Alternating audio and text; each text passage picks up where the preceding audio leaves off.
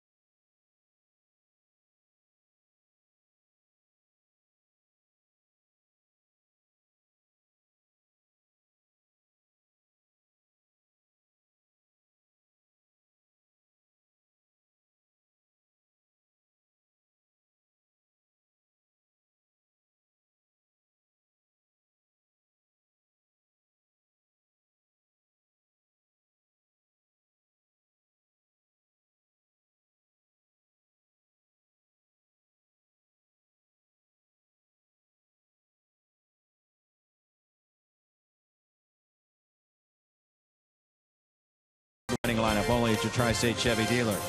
By Skyline Chili, feeling good, it's Skyline time. And by GMC. You know, with Jesse Winker out for the season, Scott Schebler still on the disabled list. The trade of Duvall that's opened up some playing time for some other guys, and no one has taken more advantage of it than Phillip Ervin. Since the All-Star break and a bigger sample size now, we're talking about 26 games, 347 average, 4 home runs, including a walk-off home run, and 16 RBIs for the former first-round pick, Phillip Ervin. And you check out our IGS Bringing the Energy. Highest slugging percentage by right-handed hitters since the All-Star break. Ronald Acuna Jr. continues to amaze in the league, but Phillip Ervin, 4th on that list with a .625 slugging percentage since the break. And they've moved him up in the lineup. Where? Lineups, first pitch, all the action's coming up. Tom Brenneman, Chris Welsh standing by.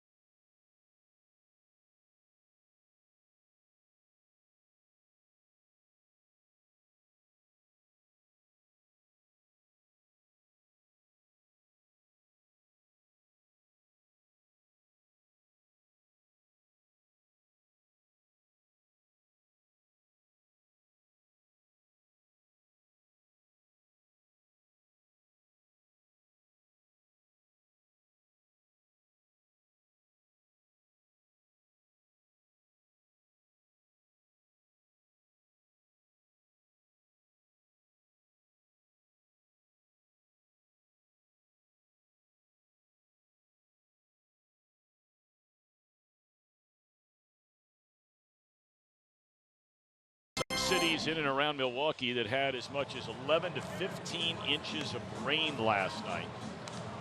Staggering amount. But it is beautiful as the day goes on and into the night, expecting a beautiful day tomorrow for the series finale. Brewers won the opener last night. Jim Riggleman stacks him up this way. Hamilton in center, Urban in the 2-hole, as Jim mentioned a moment ago. Scooter Gennett bats third at second. Suarez again at short, his first start since April of 2016. Williams is in right. Barnhart behind the plate. Dielson Herrera getting the nod over at third. Brandon Dixon again at first. And Sal Romano on the mound. And Junior Guerra starts it for the Brewers. Well, the Reds have seen him a fair amount, I think 5 times at least, Guerra. He is 6 and 8 so far this year with a pretty good earned run average, right at 3.7. He is a guy that'll strike out almost a batter per inning. He likes his fastball. He'll throw that mainly, up in the zone when a 4-seamer, 2-seamers go down, but he throws about equal amount of those, and his slider is his #1 off-speed pitch. Well, he's thrown the ball very well in a couple of starts so far this season against the Reds. First pitch swinging is a soft one-hopper. This will be an infield hit all the way, or will it? No! What an unbelievable play by Arcia, throwing out the fastest man in a game. Once the third baseman couldn't get to it, you thought, no way.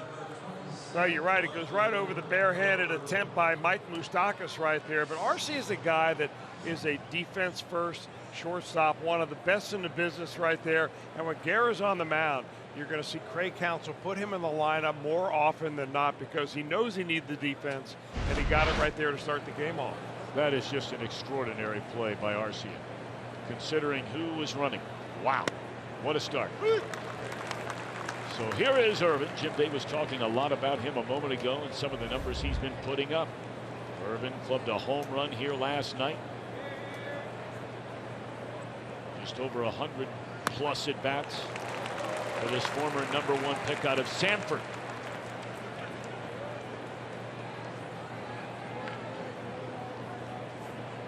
And look at those numbers since the break. Nearly a .350 batter, .347 average for Irvin.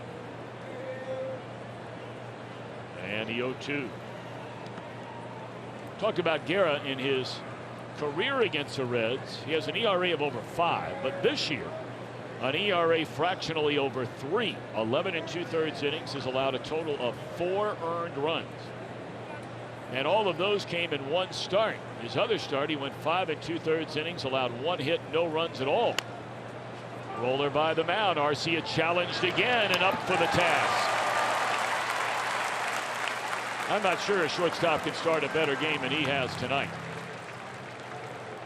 Rest of the Brewers on defense presented by Ford. They'll move Yelich into left field. Christian Yelich. And Thames is in the lineup. That is no surprise at all against the Reds.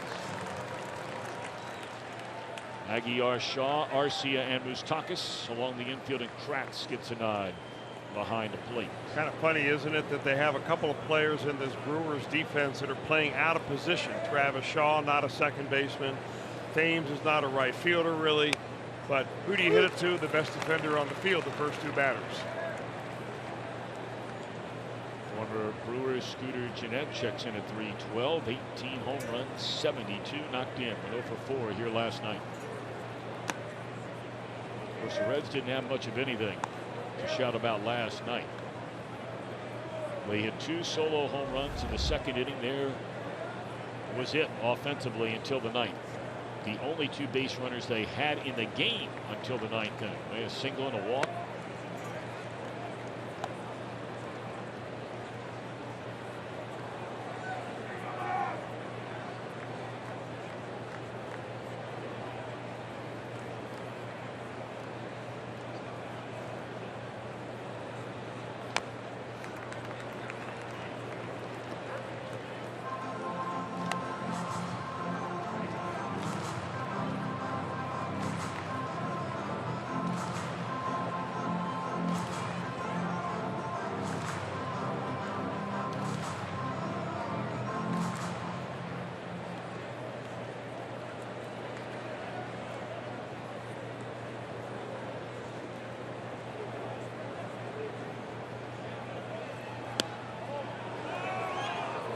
Fastball at 93 just missed a little bit low. Yeah, you know, speed, velocity, really movement is not really the calling card of Junior Guerra. Command is, and just trying to sneak that pitch down and away, trying to get Scooter Gennett to make an easy out. He may go with the splitter right here. That's a very effective pitch to lefties too. Now the fastball.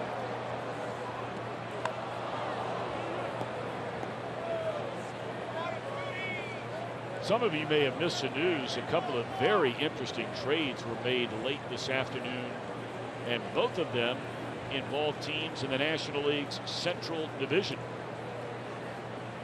The Cubs acquired Daniel Murphy, outstanding hitting second baseman from the Nationals, and the Nationals sent Matt Adams back to St. Louis. We'll get Chris's Welsh's thoughts on those deals. Sal Romano getting the ball when we return.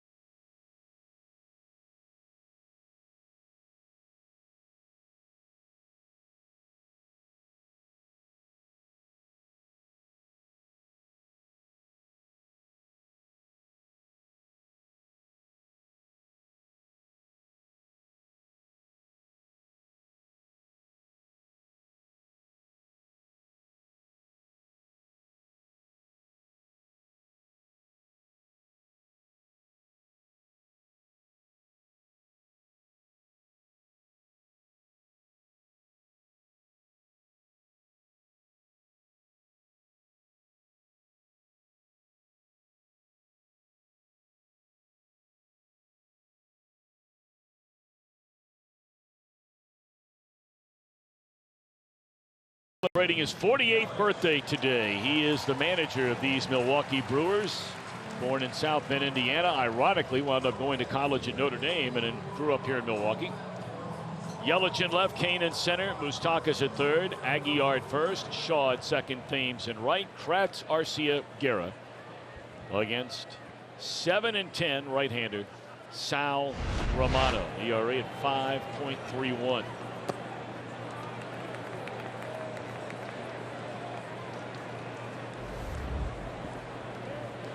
Coming off a very short outing against the Cleveland Indians the last time out, sometimes when that happens and you've got extra rest, and of course the Reds have 6 men in their rotation, and with off days and so on, the guys are only pitching once a week. Sometimes you come out in a situation like that when you're really over amped up. You're too strong, and you have a tendency to want to muscle everything. That little bleeder will fall in. Trapped was that ball by Urban. Good effort, but just short. Almost sold that as a catch. Yep.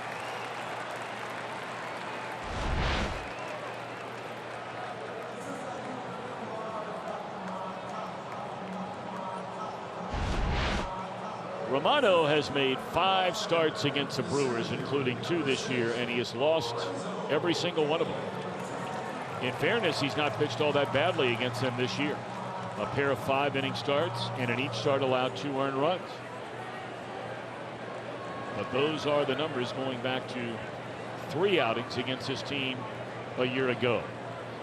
Now Lorenzo Cain.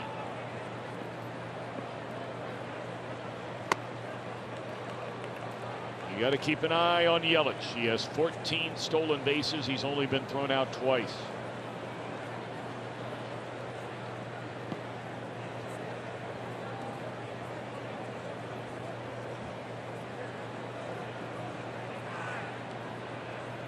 Cain, a .304 batter, has an on-base percentage of nearly 400.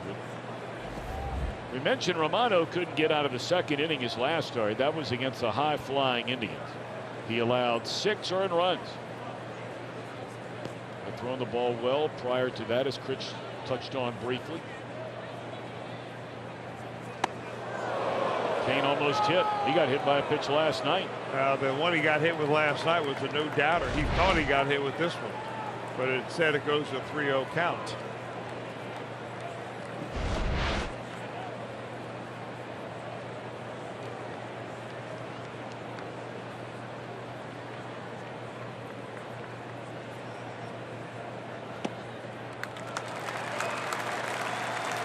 There's ball 4 to Cain. Yeah, it just looks like Romano's a little bit too strong right now, amped up a little bit. Barnhart's going to go out and try to calm him down, but even evident on that 3-0 pitch right there, you can see that Lorenzo Cain was basically almost stepping out of the batter's box.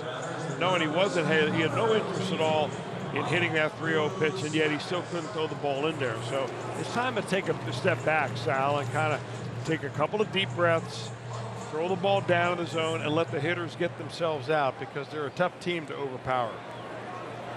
He's only 24 years old. But this is his 42nd major league start. Point I guess I'm making is 42 is not a lot, but it's certainly enough where you would think he would be able to harness some of that emotion in the opening inning of a game. Strike 1 on Moustakas, and perhaps he will settle down. 1 ball and 1 strike. Well, I think that's one of the things that you're in the process of evaluating on. Just because you give somebody, 40 starts or 100 starts in the major league doesn't mean he's going to be a 15 or 20 game winner. It's not that easy. It's very difficult to pitch up here, and all the hitters are looking for something to hit. They don't care anything else about you. Right now, even when he makes a good pitch right there, he's not getting a call for a strike. So, more deep breaths, more confidence, throw each pitch like you mean it. 2-1 on Moustakas, a former Kansas City Royal. Reared back and threw a 94-mile-per-hour fastball by the 3rd baseman. Yeah, but I think the location of that is the key. I mean, it was right on the edge of the strike zone, kind of moving away. He's got tremendous movement, Romano does, which is one of the things that makes him interesting as a starting pitcher. but being able to change speeds on that fastball would also be a huge advantage.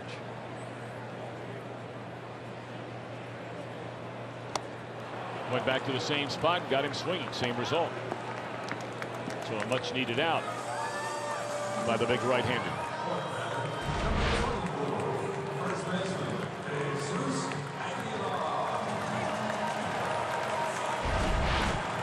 That's a big out right there. You strike out the number 3 hitter, a lefty, come over there in a trade in order to jumpstart this offense. And he got a chance right now with a little ground ball from Aguilar to get out of this inning. No damage at all. Jesus, 29 home runs, 89 runs batted in. He's an all-star for the first time this year. And he started to, was able to hold up. He looked good at the plate here last night. He had 3 base hits, 3 singles.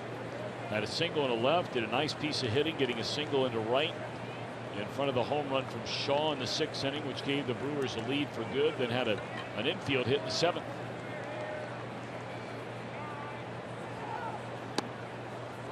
Good location with that fastball. 1 ball, 1 strike.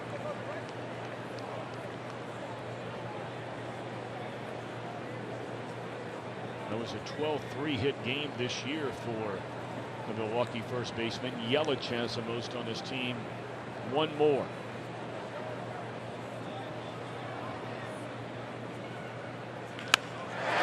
Hammered down the line.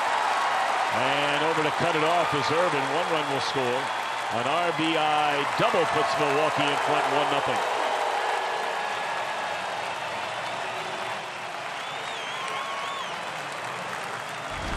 Looked like a slider that just kind of hung right there over the plate for Aguilar, and he's a guy, of course, he puts a barrel of bat on it, it's going to be hit very hard. Had a 3-hit night last night, Aguilar did, and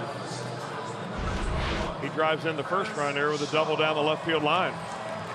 Now you got to face Travis Shaw. Hit his 25th home run of the year here last night. 71 runs batted in for this Washington Courthouse, Ohio native.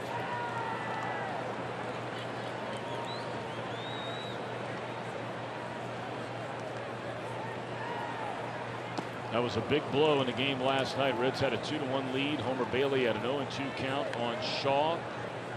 And he hit one down the right field line with a man aboard.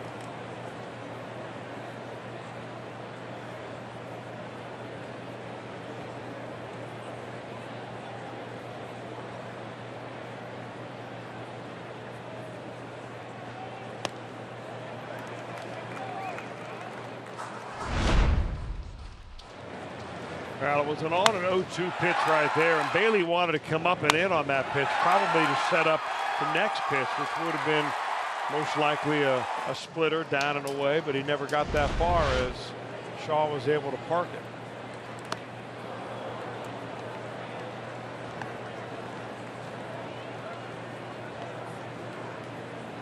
And he's got Shaw now behind the fastball and ahead of the breaking pitch. He'll chase Travis Shaw. Really big hitter, big swing. Barnhart wants it down the dirt.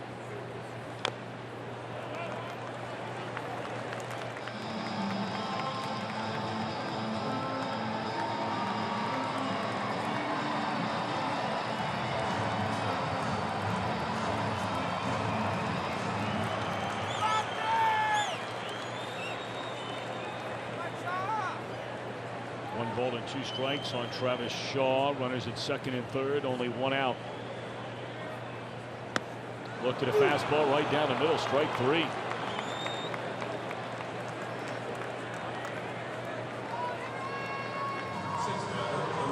Now Shaw must have been looking for something off speed right there, and that one frozen with a fastball in the inner third and good pitch and a couple of strikeouts in this inning from Romano.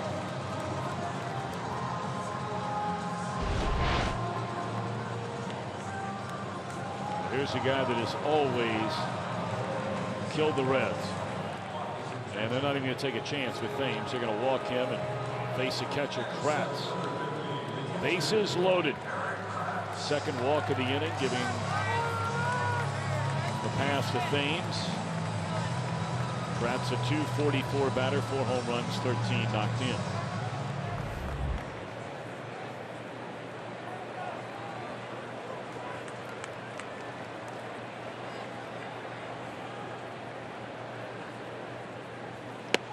Breaking ball away, ball 1 on Eric Kratz.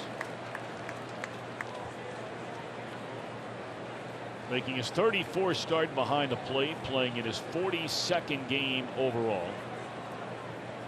He actually pitched in 3 different games this year for the Brewers, one time against the Reds. That was at the end of June. Came over from the Yankees at the end of May.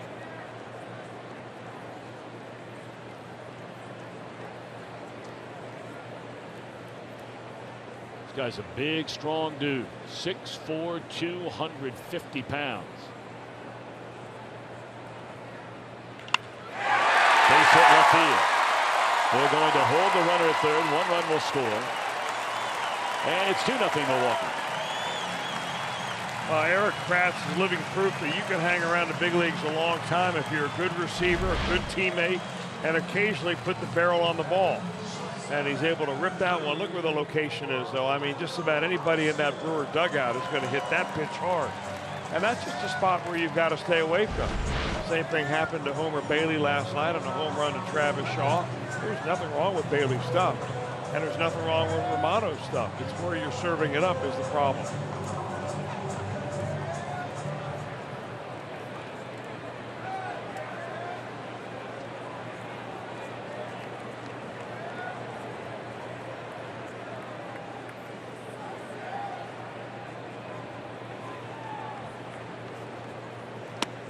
Here's Arcia. Oh, what a down year he has had. So highly touted there. Yes, offensive. So highly touted, their #1 prospect for a number of years, and had a very solid 2017 season. And there's another hit. It's going to bring in 1 run. Here comes the 2nd run. Throw to the plate, not in time. 4-0. And still batting. Romano's given up hits to Kratz, hitting .240, and Arcia hitting .210. Well, again, you go back to the location of these pitches. I mean, they basically are all right in the same spot, which is thigh high on the inner third of the plate. You just can't pitch big leaguers right there and expect to get them out, no matter how hard you try to throw. And I think this is the trap that you fall into when you're a young pitcher like Sal Romano. You start getting touched up a little bit, you rear back, and you think, I'm going to try to even throw harder. And all that does is make you make more mistakes in the hitting part of the zone. Junior Guerra has 2 hits, or both doubles in his 31 at-bats this year. 4 runs, 4 hits, 2 walks. The shortstop Suarez will play to first, and the inning is over. 9 men back, 4 runs score at the end of 1, 4-0 Milwaukee.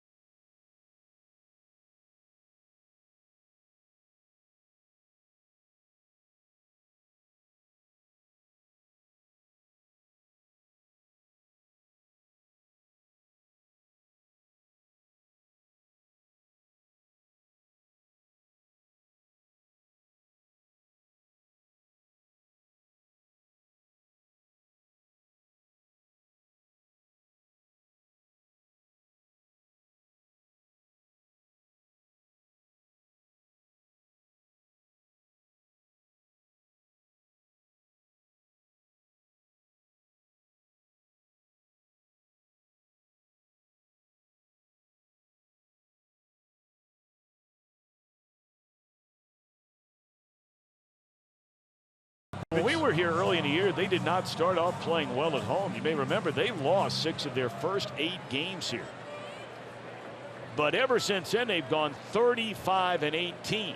Yeah, they've got, I think, 20 of their next 35 games at home to finish out the season. They also have 6 off days, so they're going to be a well-rested team playing right here in their own environs. These are the numbers, Elk and Elk storyline, the way they started off and what they've done since. Best in the National League, 35-18 after that start.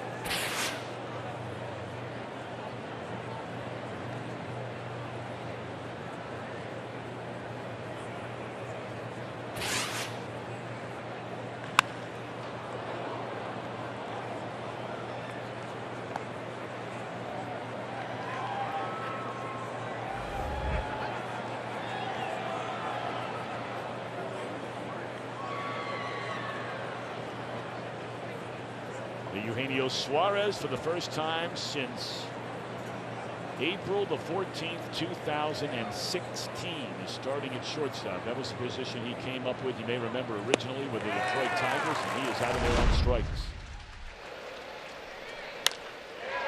Of course, he's homered in back-to-back games, had the big one against the Giants Sunday, and then he got the Reds off and running here yesterday. Every home run he hits from here on out is a career high. It's 28 of them.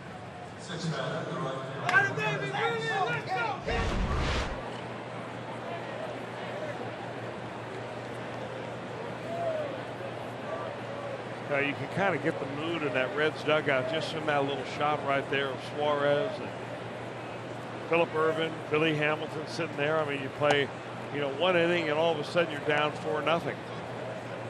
It's tough at this time of year, when you've been getting beat up all year long. You're on the way to, hopefully not, but conceivable to have another 90-loss season.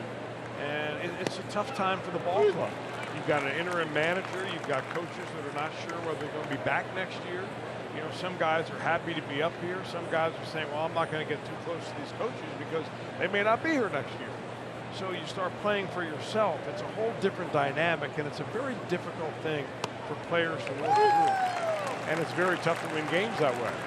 That's why when you do get a well-pitched game, you've got to seize that opportunity, and Reds are going to have to figure out a way to get back into this one. Well, I know you were very impressed with Homer Bailey last night. Bailey didn't throw the ball badly, except a couple of bad, locations. But you just can't make location mistakes in a tight ball game and expect to win those games. Mason Williams celebrating his 27th birthday today. A fly ball to right.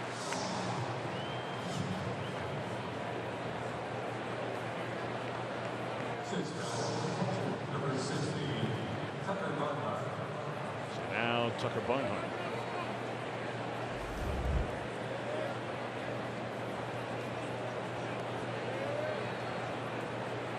Tucker had that hitting streak at 6 come to an end here last night. He does have a hit in 9 of the last 11.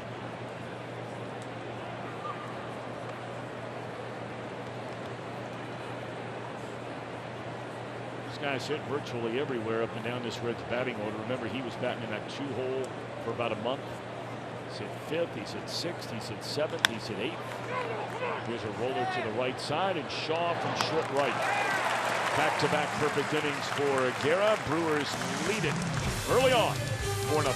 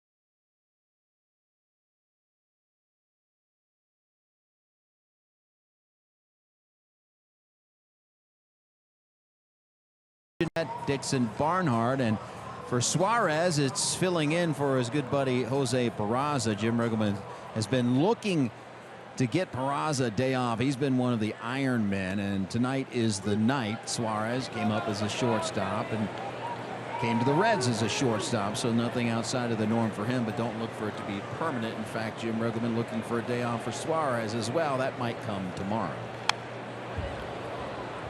All right, Jim Day, thank you very much. What's your seat like in this ballpark, Jim? Fans always ask me, where you are in and around the ballpark. We know you're all over Cincinnati, but where are you here? I'm at the far end of the Reds dugout in one of the least desirable camera rolls as far as. Really? Yeah. Why? I don't see much here. I'm pretty. Here we are, right here. Where I have to sit, I'm pretty much watching the game on a monitor, like everyone at home. Okay, well, we start making that part of our,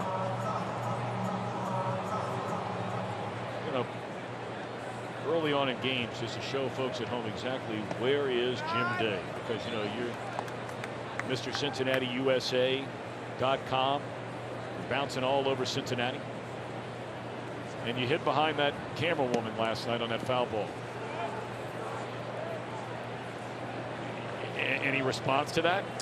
I didn't have time to hide. There was no time to hide. It was basically close your eyes and hope it didn't hit me in the head. It did. We're glad it did. Thank you for your concern, Tom. You know I am. I have your back all the time. Some of the others around here may not, but I do. 2-1 the count on Lorenzo Cain. He walked and scored in the 4-run first.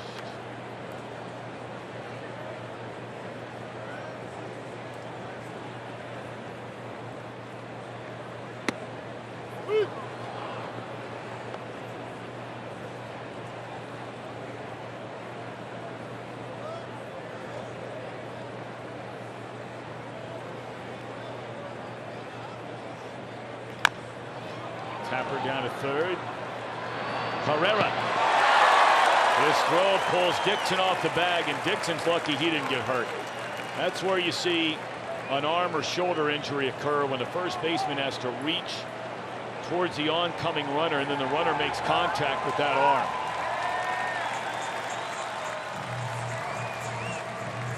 Cain busting it up the line. That'll be an error, I'm sure, on Herrera. Herrera's got some time. He just kind of soft pedals that throw over there, and the ball never even did get into Dixon's glove. It hit Cain on the back, it looked like. Well, that's a play for Brandon Dixon. You don't even want to put your arm out there, because only bad things can happen.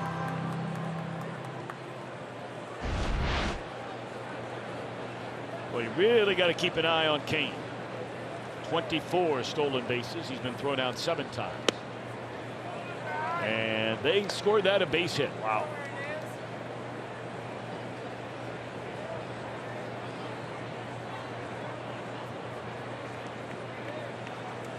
Here's Moustakas. Romano struck him out his first time up.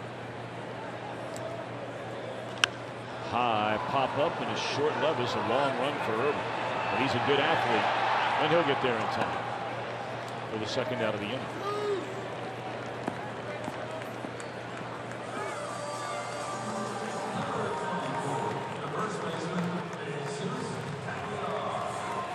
Jesus Aguilar stepping up there at an RBI double his first time up.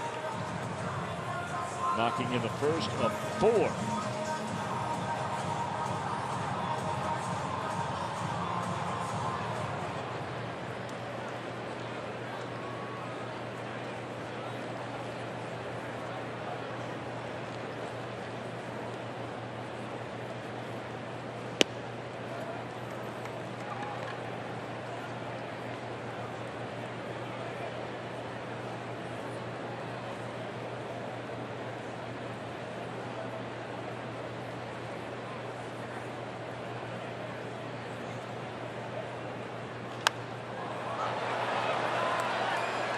Playable for Barnhart. And that will retire the side. A nice bounce back second inning for big Sal Romano.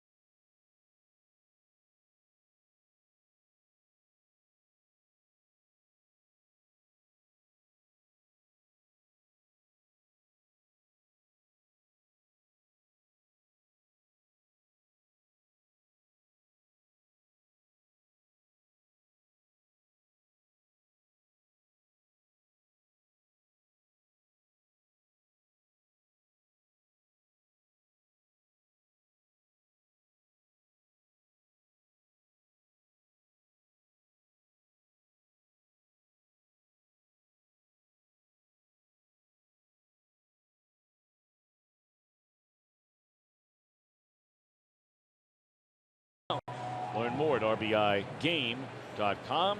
Rated E for everyone.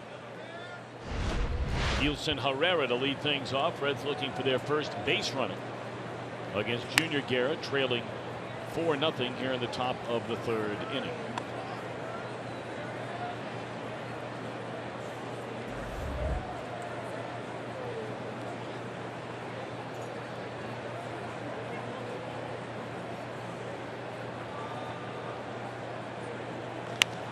And that is a fair ball for Dielson. He will make the turn and go into second base with his first double of this season. He has 3 home runs, and now he's added a 4th extra base hit. Trying to figure out where he fits best. I think the Reds are anxious to take a look at Herrera and see whether he'd be a piece off the bench, whether he can play every day somewhere. You know, there were some thoughts, obviously, when they traded him for Jay Bruce, that he'd be a guy that would be manning second base right now. But Scooter Gennett is firmly entrenched down there, so they've got to find out about Herrera. Talking to him the other day about playing left field, he said he doesn't care, but he knows his hitting will determine whether he stays in the big leagues. That'll bring up Brandon Dixon, the Reds' first baseman, and batting in the 8-hole tonight.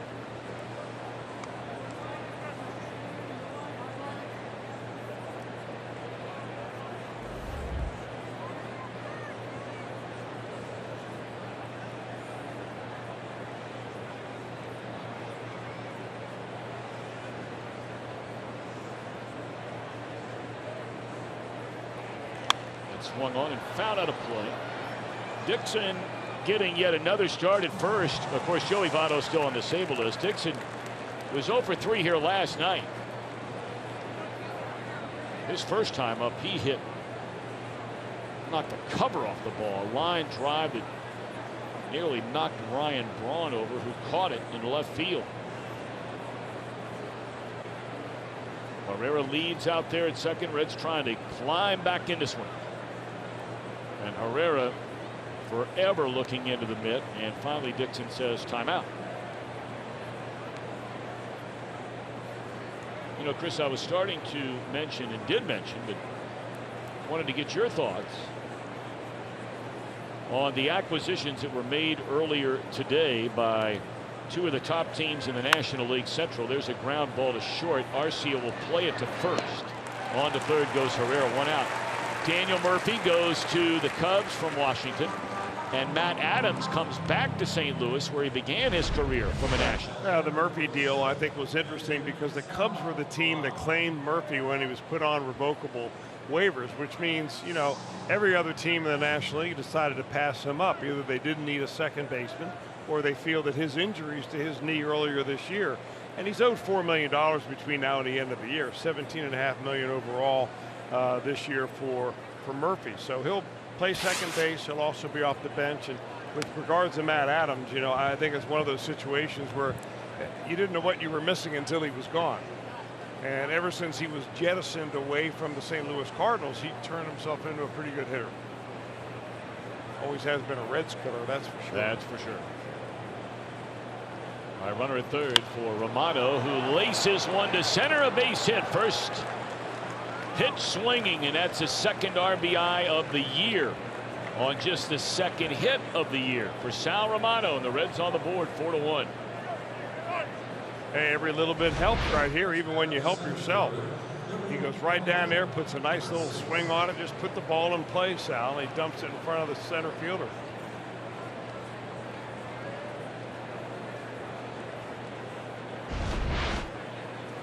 A 3-run ball game. And rolling to third inning. Here's Billy Hamilton. Thrown out on a great play made by Arcia, leading off the game.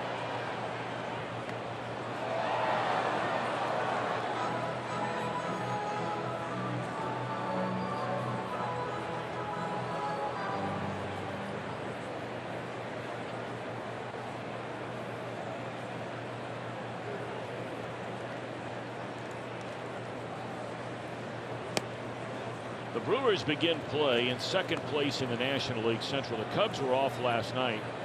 Cubs are hosting the Detroit Tigers tonight. Craig Counsell's team at 3 back.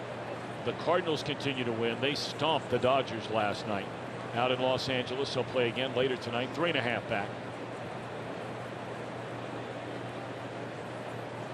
And both the Brewers and the Cardinals very much in the hunt for that wild card race. Right now, Milwaukee actually has a half-game lead on both Colorado and Philadelphia, percentage points as well over St. Louis, with the Dodgers 2 back.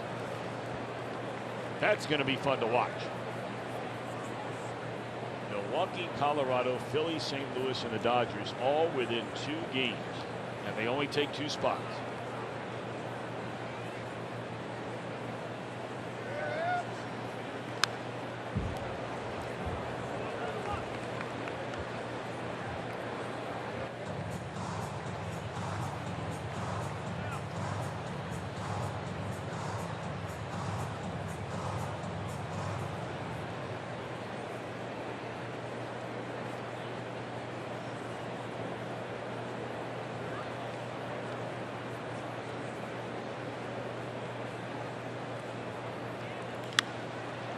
That's a nice piece of hitting right there by Hamilton. Drops it into center field with a single. 3 hits in the inning for the Reds. Romano advancing on to second base.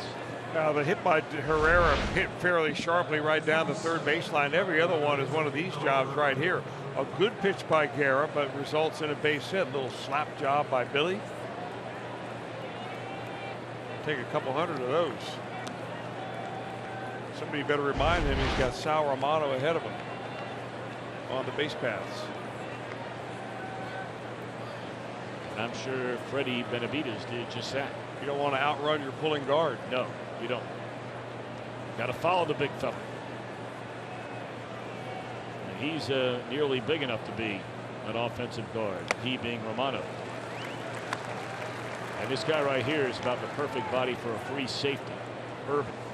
Well, he's got bat speed too, and that's what have excited the Reds about it. He's got 4 home runs now, and he's beginning to hit the ball hard. Grounded out in the first inning on a nice play by Arcia. I just remember that piece that Jim Day did. It was a great piece on Irvin, and Jim singing his praises. And that was at least 2-3 years ago now in Goodyear, Arizona. The one thing that Irvin's going to have to adjust to is how the league adjusts to pitching him.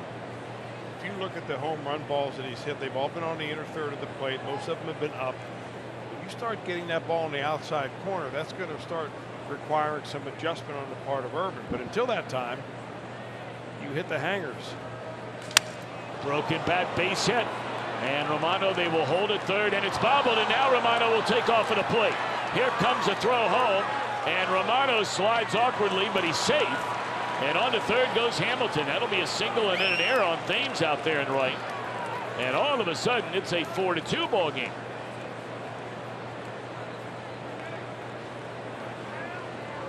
So I would imagine no RBI there for Irvin because they had held the runner at third. Now, this is a little bit of controlled hitting right here by the Reds. Opposite field by Romano and Phillip Ervin. Little dunk job by Hamilton. And kind of peppering away here at Junior Guerra.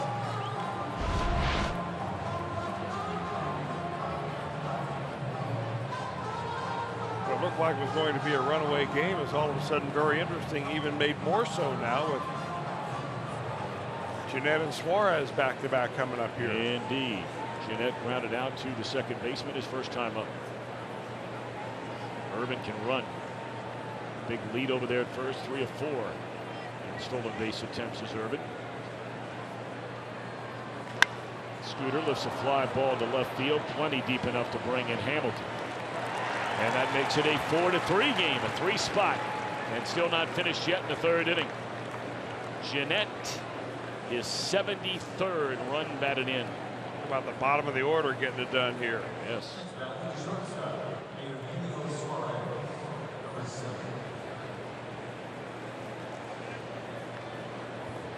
Good hitting in this inning.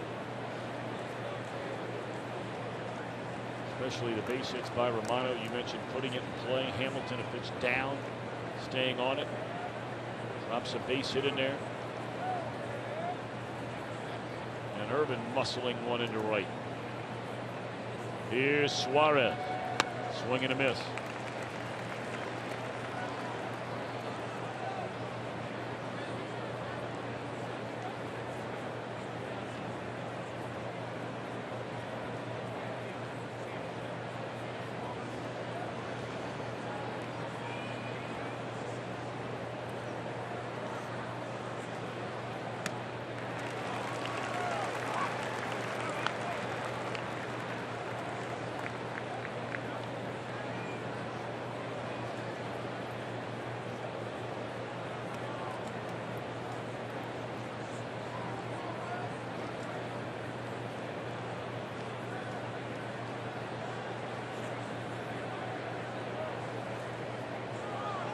Irvin running and a line drive center field. And coming in to get it is Kane to win the inning. It's a good play. But we have a ball game. Reds are back in this thing. They scored 3 and they're down by 1.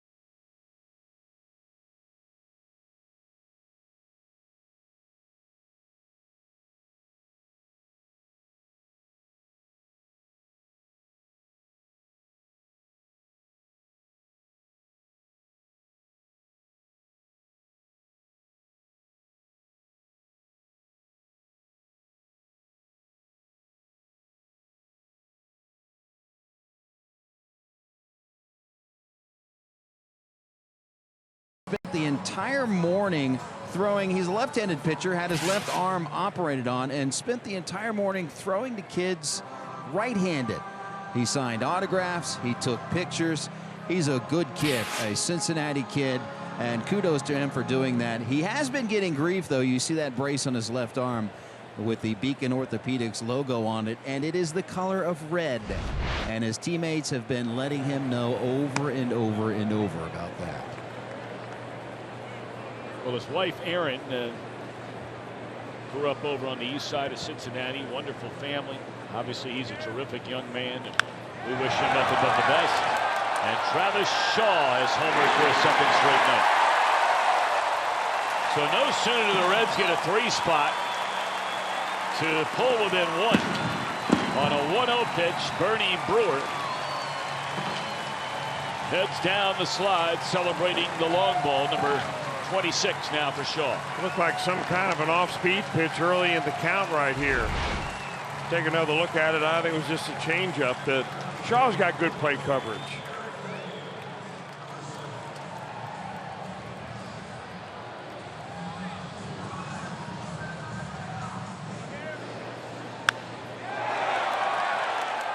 Struck him out on a fastball the first time up and tried to get him a little off-speed stuff right there.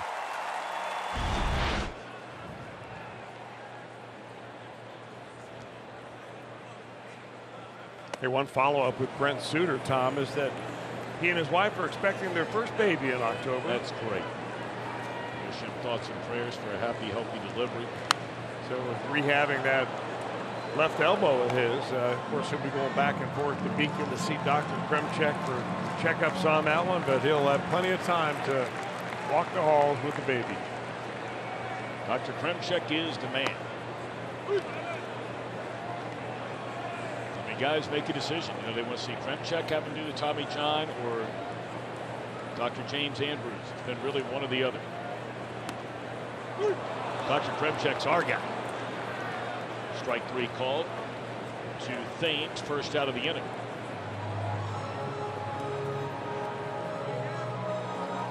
Lord knows you and I both have spent enough money over there at Beacon. I'll tell you what, you've been all beat up. I'm all beat up, and I'm no longer. I'm put back together, feeling like 100%. I can walk all the way to the mailbox and back, and your shoulder doesn't hurt. Only need 1 bag of ice. Line drive caught by Suarez. Second time in 2 at-bats, and Eric Kratz hits a line drive nearly in the same spot. Last time it went in there for a base hit. He just rips out one little humpback line drive. The Suarez back at shortstop makes a nice catch off. Told me before the game he was really excited about playing shortstop because he remembers playing there every day for so long. And he knows it's temporary, but excited about being back there. Well, you know, there's a lot of people speculated as he's got a chance to make a play here, but really not much for one. That ball was killed by Arce. Well, here's a guy that can't buy a hit all year long, and he has hit 2 rockets in this game. Well, I mean, he's only going to hit if you put it in a spot in the zone where he can hit it. If you look where he strides, I'd love to be able to see that shot again, just like we had right there, and maybe slow it down to show you where his front foot goes.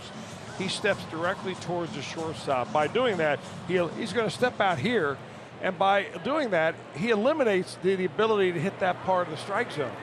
So all you really have to do with Arce is throw the ball down and away, you're going to get him out. But if you throw it on the inner part of the plate, as hard as he swings, he's going to get his hits.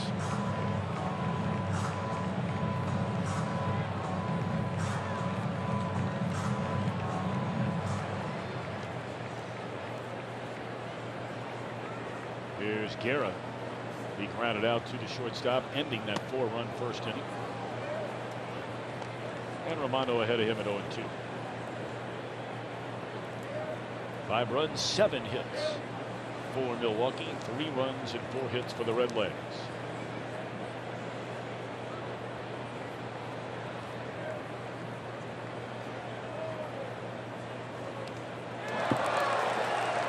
That one gets away, and the runner will easily advance on to second base. Wild pitch on Romano.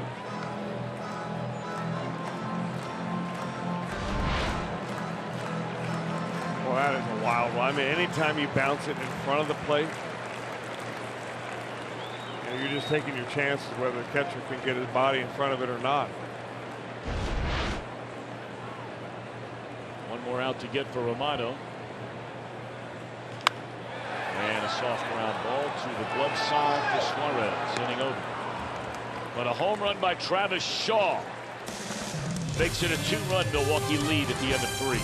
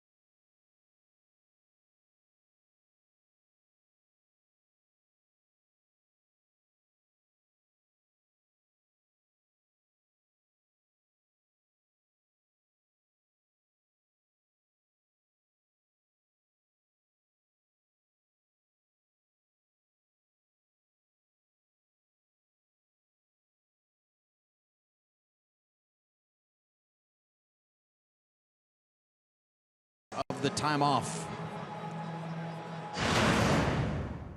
Rest certainly can be really helpful both mentally and physically, but you know, I had a DL worthy sort of thing, so some time off and just rehabbing and spending time building momentum towards playing full time. Hopefully I'll be able to take off whenever I get back. Ran the bases for the first time before the game today, and he believes, without any setbacks, that he will be eligible or will come off the disabled list when he is eligible to come off.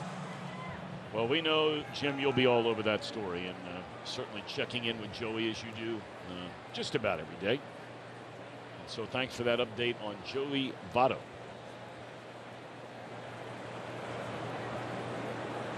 All right, Reds come to bat. Mason Williams to lead things off here in the top of the 4th inning. The Brewers lead 5-3.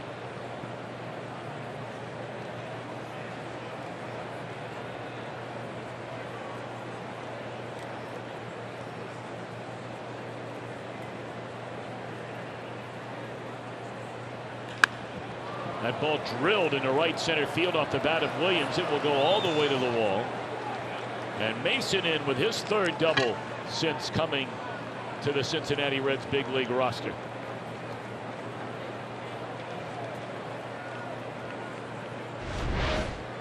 Now 5 hits now for the Reds. They had 4 last inning where they scored 3 runs. Williams is trying to show everybody that he's worth keeping around. You know, there's more and more emphasis, I think, with the preponderance of right-handed pitching out there. There are teams out there everywhere looking for left-handed hitters. Craig Counsell, I was talking to him before the ball game today about that subject, and he said, yeah, we've got a lot of them. I wish we had more. I mean, it's really tough for right-handers to work through a whole lineup of lefties. And how many left-handed starters do you see, you know, in this division, number one, versus, you know, or the entire league? There just aren't that many. I mean, just look at this series. We're not going to see a single one. And with the Cubs starting John Lester in their series against Detroit, I think we're going to see all right-handed starters from both teams in the Chicago series, and not a left-handed starter on this road trip, at least right now. Line drive, base hit left field by Barnhart. They're going to hold Williams at third. As Yelich gets the ball back in quickly, and the Reds have something cooking right back at them here in the fourth. First and third, none out. Solid contact against Junior Guerra here tonight. I mean, Craig Counsell thinking, oh, 4 runs in the first inning, off to the races, going to be kind of a laugher. Not so.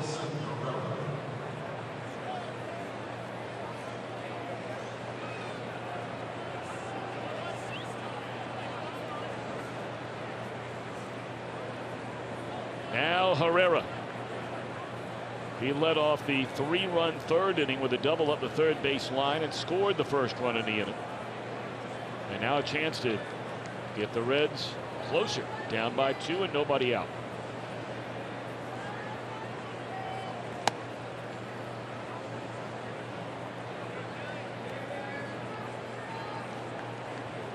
It will be interesting to see how the Reds maneuver getting Herrera at bats through the remainder of this year.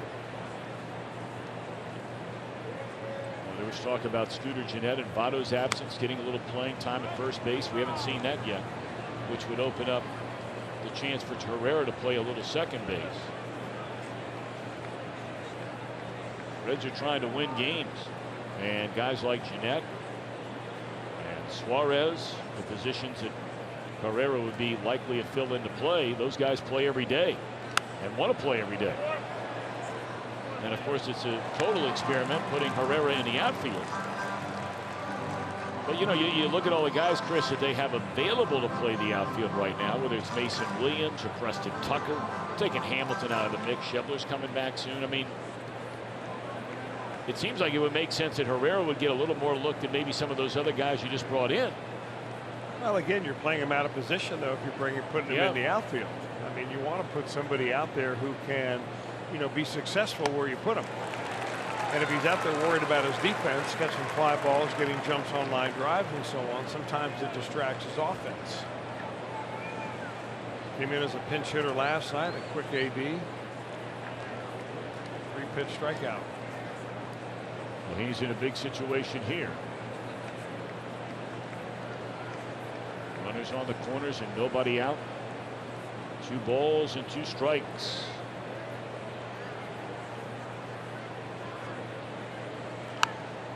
They'll do it again.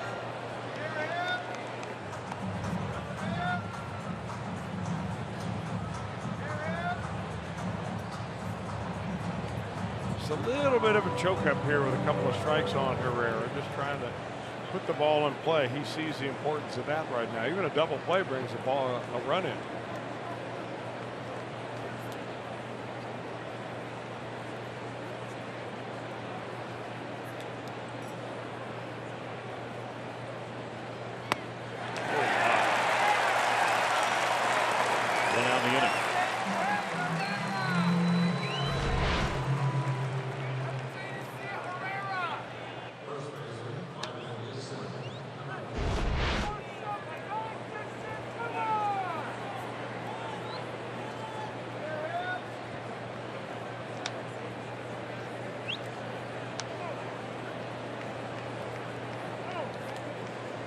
Brandon Dixon. The Reds have action in their bullpen. They have the left-hander Amir Garrett throwing.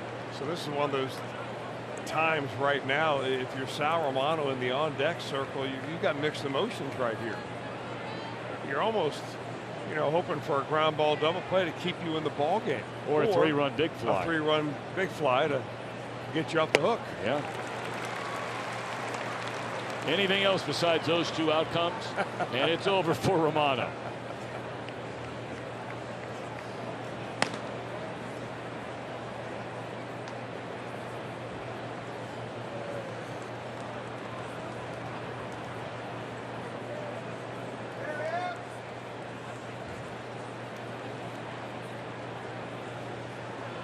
Nothing in 1 on Brandon Dixon. He grounded out to the shortstop his first time up. Big swing and a miss, 0-2.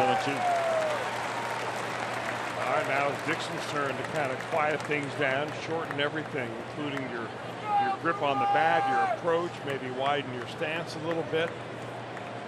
Really got to put the ball in play. I was surprised Herrera didn't pull the trigger on a pitch that, You know, with a runner at third base, you just cannot take strike three, especially one in that middle part of the zone.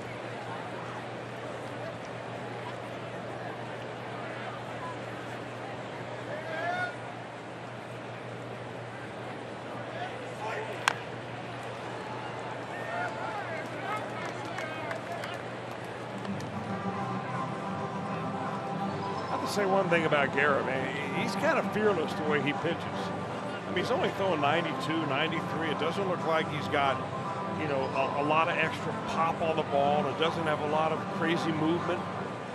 I mean, he just comes right after you.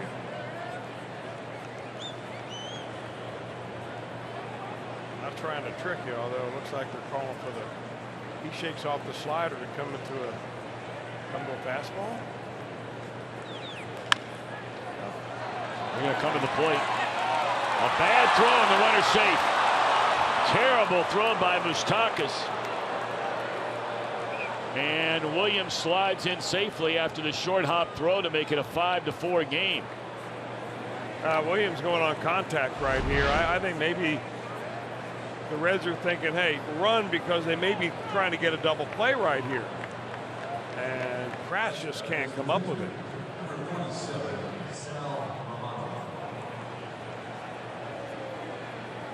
Well, we thought those would be the only two scenarios where Romano was not pinch hit for, and with one out in the inning, they'll have him up there, I would assume, to bunt, although he knocked in a run with the base hit his last time. Yeah, the problem here with this situation, though, you let him hit and he hits a ground ball and you're out of the inning with nothing. If you bunt the runners over, at least you put two into scoring position. Take another look at the swing. He got the base hit on him, drove a run in. That was only his second hit in 33 at-bats all year. Then he's probably not doing this at bat. He has 4 sacrifices.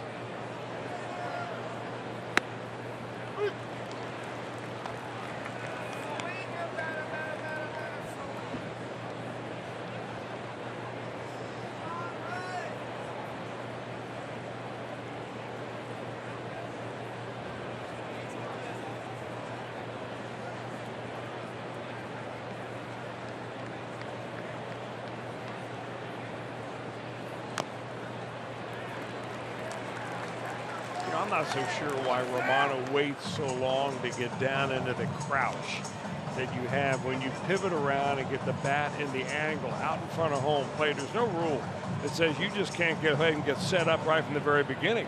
Get yourself comfortable right out in the front of the plate. Get your nose out there near the strike zone. You want to get your head as close to contact as you possibly can.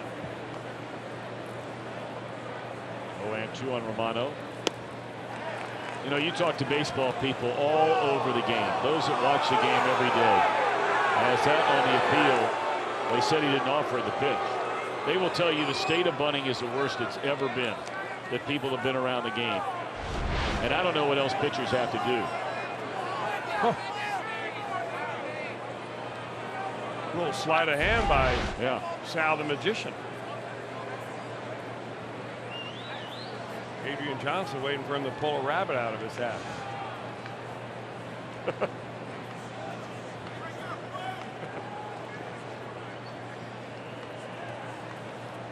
Well, he'll get another chance. And it's a Sanders hole. One of the problems, Tom, is I'm not so sure that they bunt enough coming up anymore.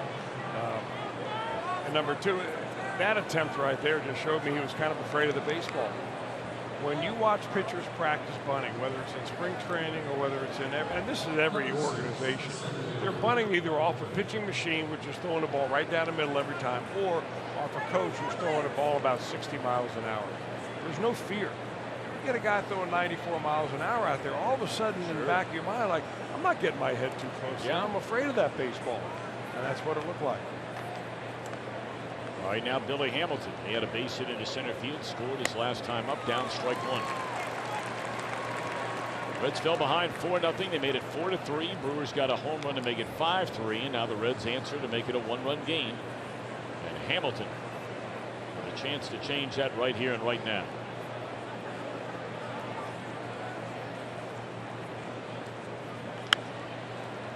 Gary gets in front 0-2.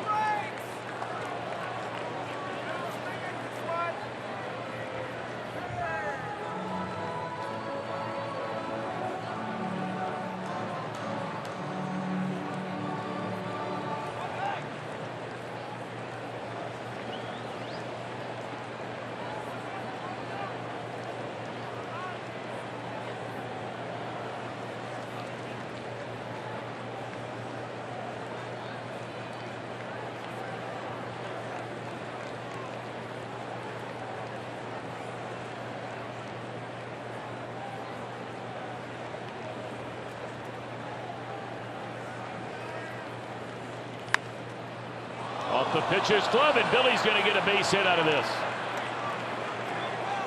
Well, if they scored a base hit. Yeah, it'll be an infield hit probably, because anytime it goes up through the box, it's very difficult to blame the pitcher for not being able to field it. But the fact that you were not able to get a runner over on a sacrifice bunt cost a run right there, and it cost tying the ball game up. All right, so the Reds have the bases loaded, and here comes Phillip Ervin. 1 for 2 already, his third at bat, and we're only in the 4th inning. Grounded to short his first time up, had a single into right center field in the 3-run third. Big chance for Ervin and the Reds. Bases loaded.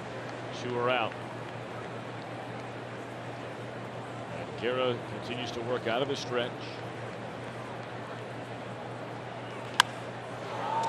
The ball hits the umpire. Dead ball.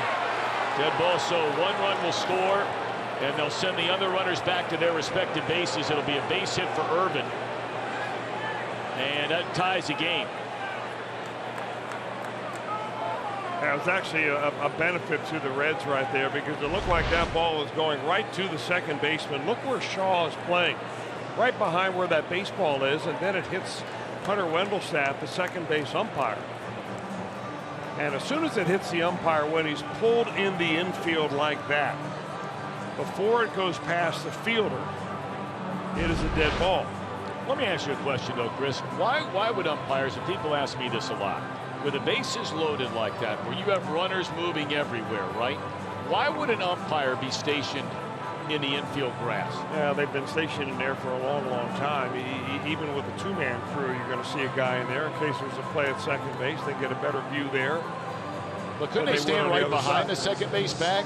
Sometimes they've begun to do that a little bit now, but only because replay gives you such a look of, did he come off the bag by a fraction of an inch, and he want to be out near the bag. But that's traditionally the spot where umpires are. And they're always asking fielders, am I in your way? Am I in your way?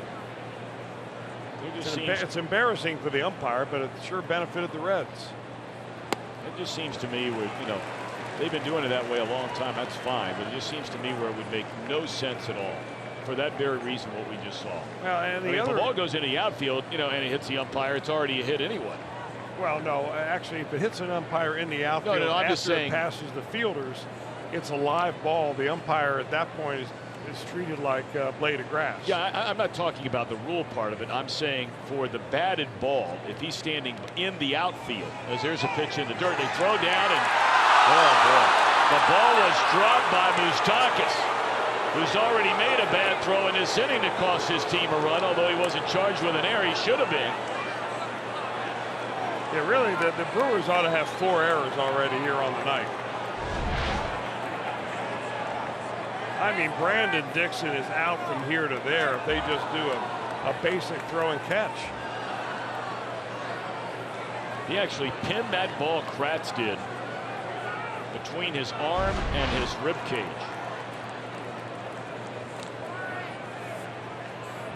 Well, I'm trying to figure out if they did find another error somewhere in this inning, because I still only have them for 1 error, and the scoreboard says they have 2 errors. They did give one to Moustakas at third base on that throw. Yeah. They should have.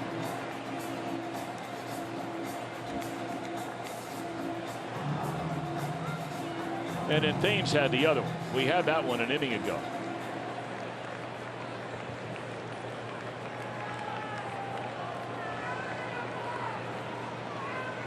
A 5-5 game, and Scooter Gennett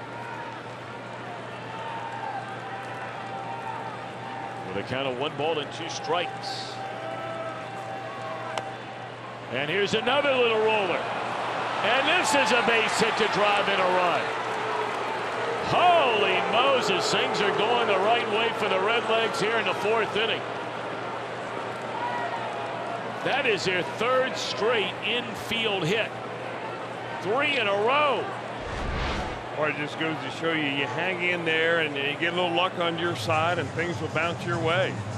Junior Guerra's got to be wondering, what did I do wrong here to deserve this kind of luck? I mean, Brandon Dixon should have been out at least once. Brewers have been throwing the ball all over the place. You got an infield hit by Hamilton.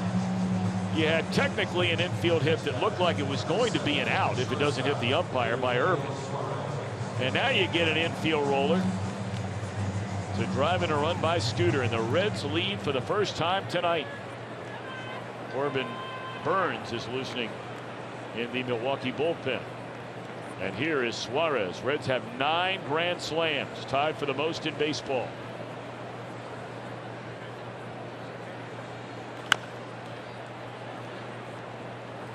So, you know, Chris, I want to circle back to and you're looking at the umpire here, okay?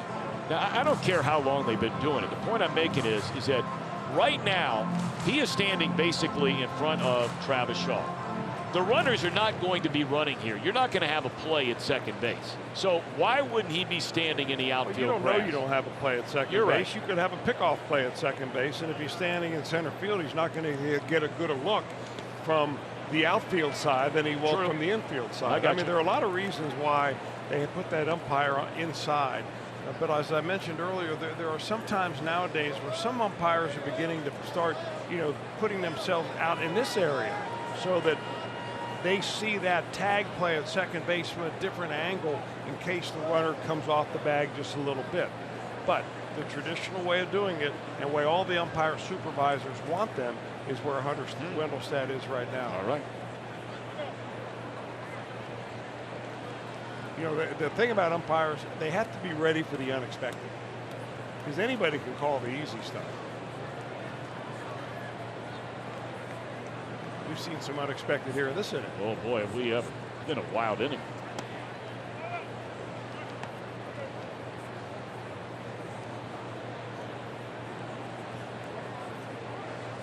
They should have had Williams thrown out at the plate, and he scored the first run in this inning. That was in an error. You have Hamilton with an infield hit. Urban, a bouncer that hits the umpire for an infield hit. Jeanette, an infield hit to knock in a run. And now a swing and a miss. It hits a catcher. And the Reds will get another run. And Junior Gary, you said it a minute ago, but he just has to be wondering what in the world is going on. That's a swing and a miss. I think it must look like a cross-up. Yeah. Kraft's looking for breaking ball. You can see him start to move his glove towards first base. The ball was a fastball that moved in the other way.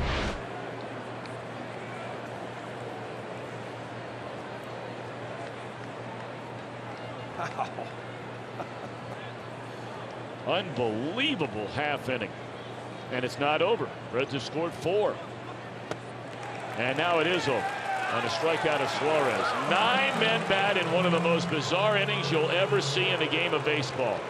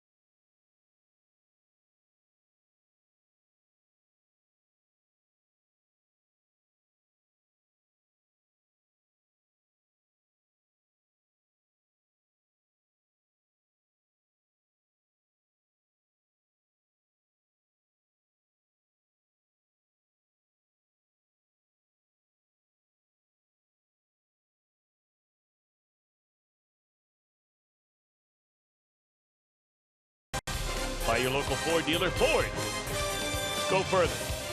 And by Cincinnati Children's, now ranked number 2 in the nation by U.S. News and World Report.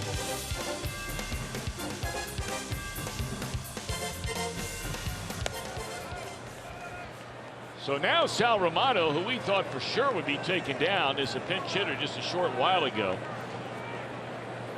the beneficiary of a couple of defensive errors by the Brewers and 3 straight infield hits, 2 of which knock-in runs, and a 4-run Cincinnati fourth, and now Romano is given a lead. Well, he still has some bullpen action down there if he wants to glance over his shoulder, but he's got to be asking himself the question, Sal, can you pitch 2 innings right here? That's all you've got to do is pitch 2 innings. If you do, you're going to end up getting a win tonight if the Reds can hold on. But you certainly don't want to start this inning off with a leadoff walk.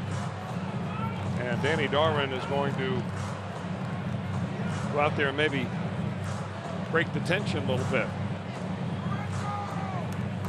You know, Darwin was telling me that when he goes out there to the mound, he never talks about mechanics, and he certainly doesn't usually talk about, you know, scouting reports on the players or something like that. You'll give them one thing to think about, like, hey, how about showing me a good breaking ball right here, or let's go down and away with a fastball here. Show me what you got. And he, in a way, he kind of reminds me of what Pete Rose used to do when he would come out to the mound occasionally. He basically, I remember one time anyway, he asked me, hey, is this guy better than you? I'm like, no. Okay, show me. And with that, he was gone. I mean, so you don't need a roadmap. You just need some motivation. Well, once the Reds have given this guy a 2-run lead, he comes out and throws 3 straight pitches out of the strike zone, and now comes back to make it 3-1. Top of the order for the Brewers. Yelich, Kane, Moustakas.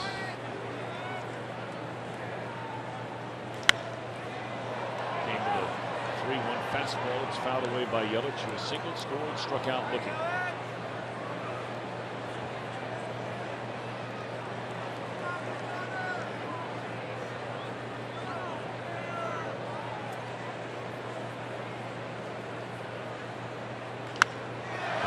Drive into deep left field, backing up on him with room is Irvin at the track, 1 away. We saw Yelich go the other way last night. A long way last night. Boy, he's got some tremendous power that way.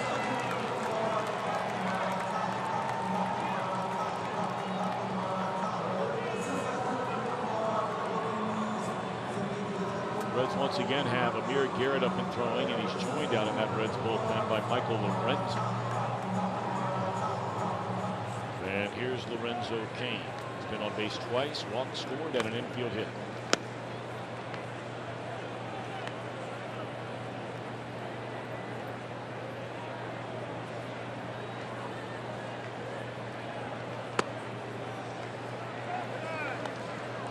They're in a rain delay in Washington, D.C., which must mean they're just expecting it to rain.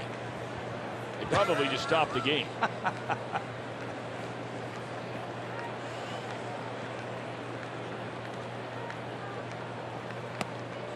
You're saying that now, and maybe we ought to explain. I was getting ready to say, for those of you that weren't with us, when we were in D.C. this year a couple of weeks ago, Friday night, beautiful night, kept hearing it was going to rain, 5 minutes before, 10 minutes before the start of the game, they called the game off, to the astonishment of everyone who was in the stadium at the time. And it would not rain until 9:30 that night. They'd have gotten the game in. And we ended up playing a day-night doubleheader the next day.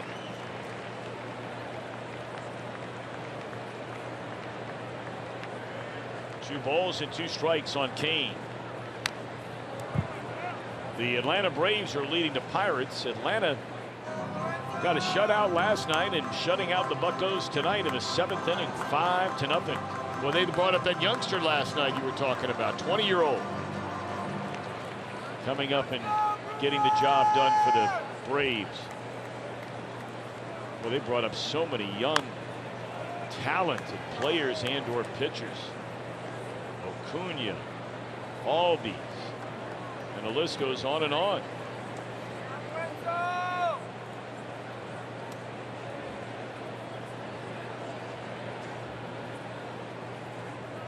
Two balls and 2 strikes.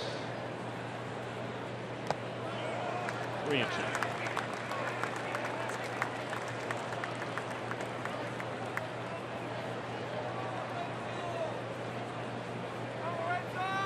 65 pitches in this game for Romano. We're just one out into the bottom of the fourth inning. Here's the 3-2. Herrera. Throw in time for the second out of the inning.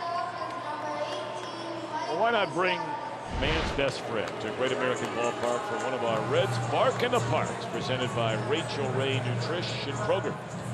Arrive early. We have great pet activities, samples in the Kroger Fan Zone, a big pregame parade. You can walk your dog around the field. Purchase your Bark in the Park package today. Reds.com/dog. It's always a very, very popular event. We have 2 more left. The next homestand, and then that final week of September.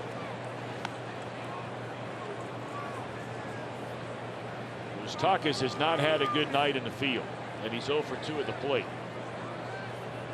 He could have easily been charged with 2 errors in that last inning. Made a bad throw on a ball hit right at him. Should have thrown a runner out of the plate. And then on a pitch that was in the dirt, they had Brandon Dixon hung out to dry at third. The throw was right on the money by Kratz, and Moustakas dropped the ball.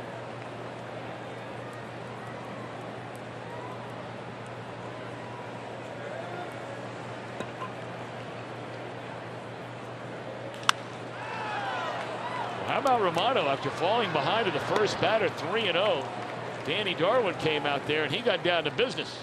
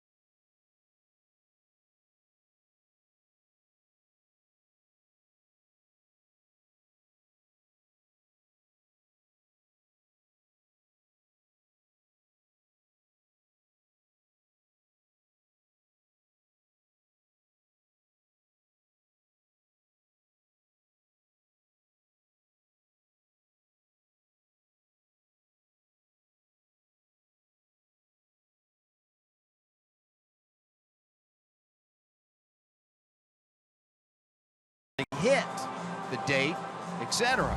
For Jose Altuve, the star for the Houston Astros, well, the ball that he kept recently was a little different. Altuve went from AA straight to the major leagues and was on a rehab assignment at AAA and actually got his first AAA hit. He decided to make the tradition at AAA. Kept the baseball, first AAA hit, so he went backwards to achieve a first, if you will. That's pretty cool. They need him back. They have, you know, they started the season like gangbusters, and they have really struggled here. In fact, the Oakland Athletics have moved into a first-place tie with the Houston Astros, and they had a pretty commanding lead there for quite some time. The A's are the most amazing story in baseball as far as I'm concerned. Nobody saw that team being a team at this point in the year 25 games over 500. That's amazing. I bet you most baseball fans can't name 3 guys on that team. You're right. Even real baseball fans. Mason Williams started the 4-run 4th inning with a double into right center field.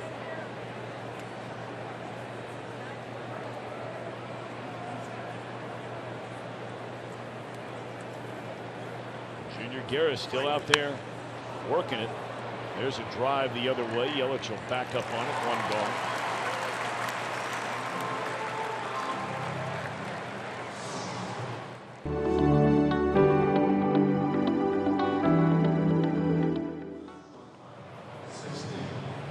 One away here in the Cincinnati 5th.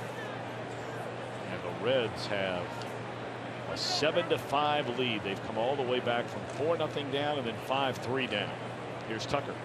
He singled and scored in the 4th. 1 for 2 in the game.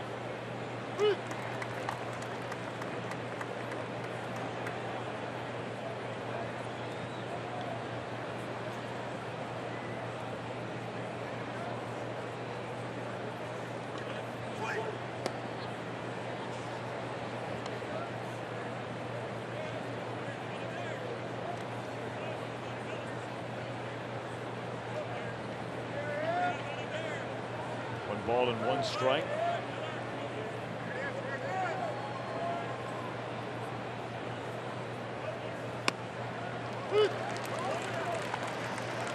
Perfect pitch on the location there on the inside corner. 1-2 on Barnhart.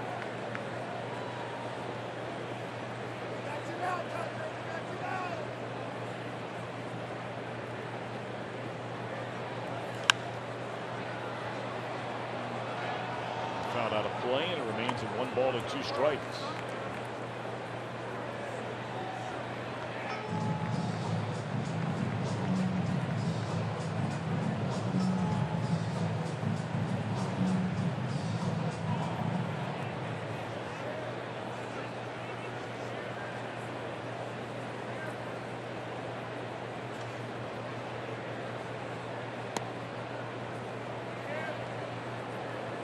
Mentioned the pitch count for Romano, knocking on the door of 70 to get through the first 4. 81 for Guerra, 1 out into this 5th.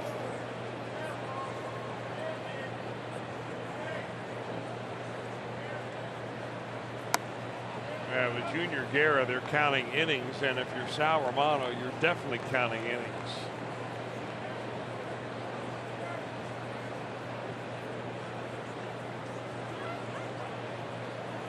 One-run games are nothing new for this Milwaukee team. They have played a pile of them.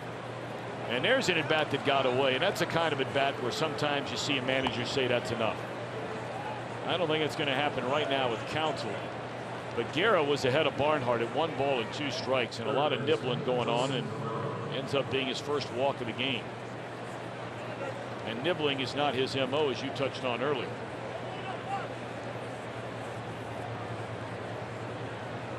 Brewers are 24-17 in 1-run games this year. That's the most 1-run wins in the National League so far this season.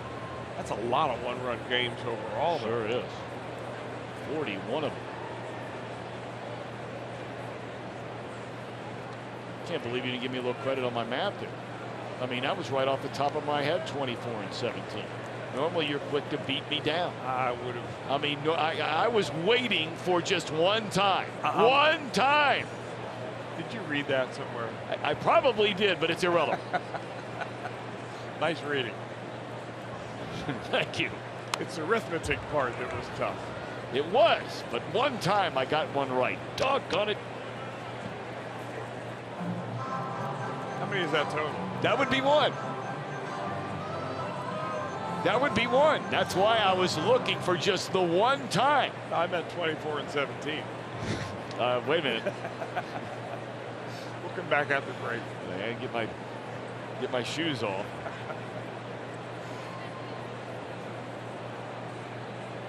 Breaking ball to Dilson Herrera, misses outside. 1 ball and 1 strike. Herrera doubled and scored in the 3rd. He was a big out. Struck out looking with runners at 2nd and 3rd in the 4th inning.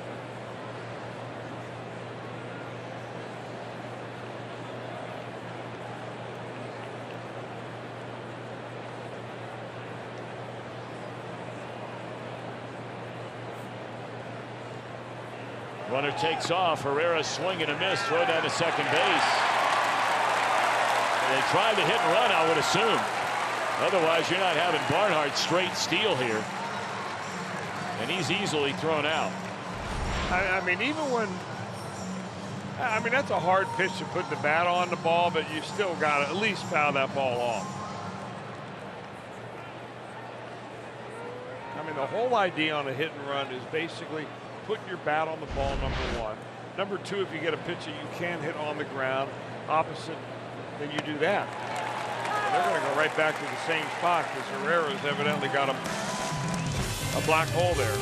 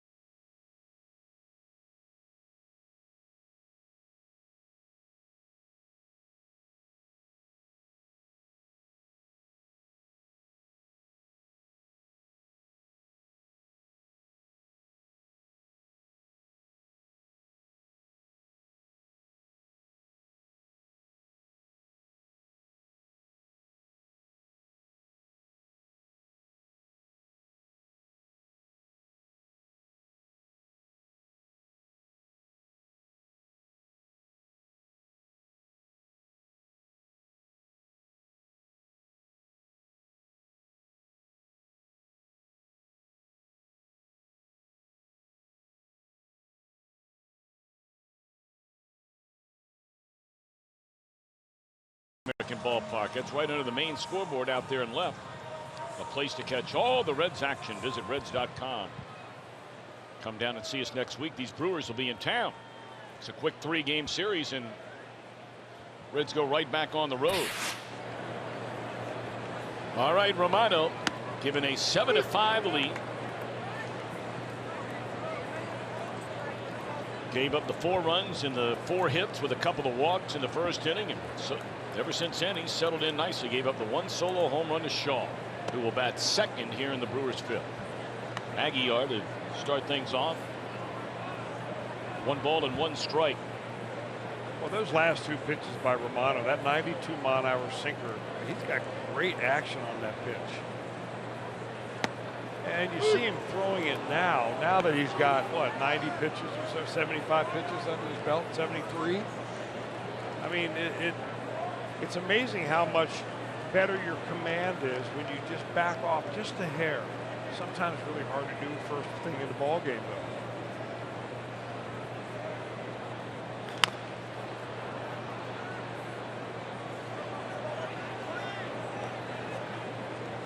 Reds just trying to crowd Aguilar just every time you can. The ball that he did hit very hard for that double in the first inning, that was out over the plate. Just about thigh high.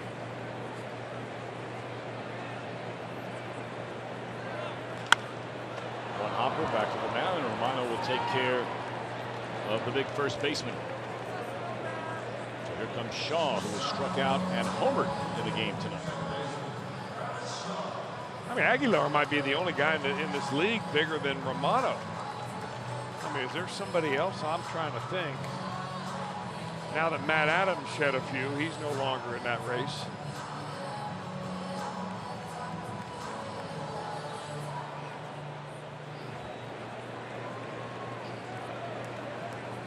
Trying to think, looking up on that scoreboard of all the other teams in the league. I think you're right. Over in the American League, there's a big Aaron Judge. Yeah. Here's Shaw. I don't think he's going 3 bills, do you? No. Aguilar's got to be He's close. in that area. They have Romano listed at 270, but well, he might be a little bigger now.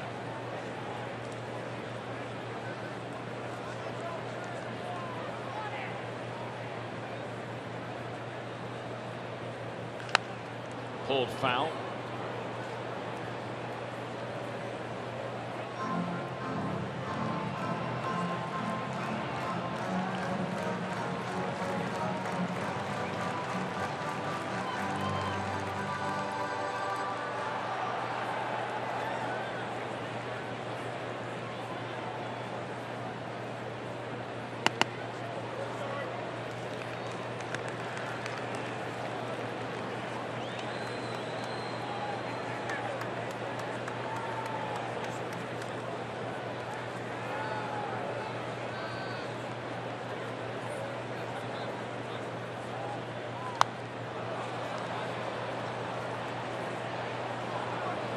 Three balls and two strikes now on Shaw. StatCast AI powered by AWS. What about the spray chart for this left-handed batter? Gives you reason why the Reds are shifting right there. Herrera, Jeanette, Dixon, all on that side of the infield. That's where he hits it.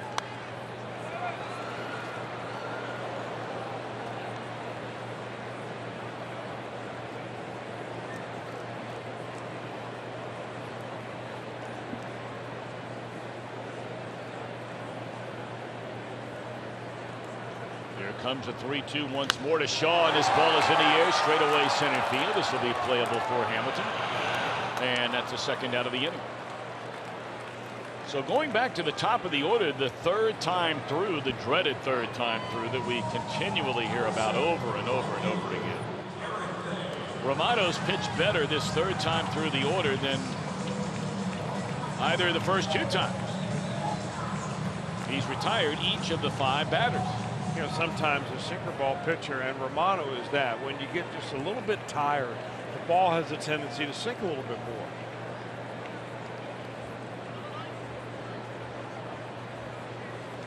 Although he's not exactly pounding the bottom of the zone. I mean, he still has kind of a big, violent delivery. Only, what, 23 years old Romano is? Just turned 24. Just turned 24. Yep. A lot of guys 24 years old pitching in Double-A right now.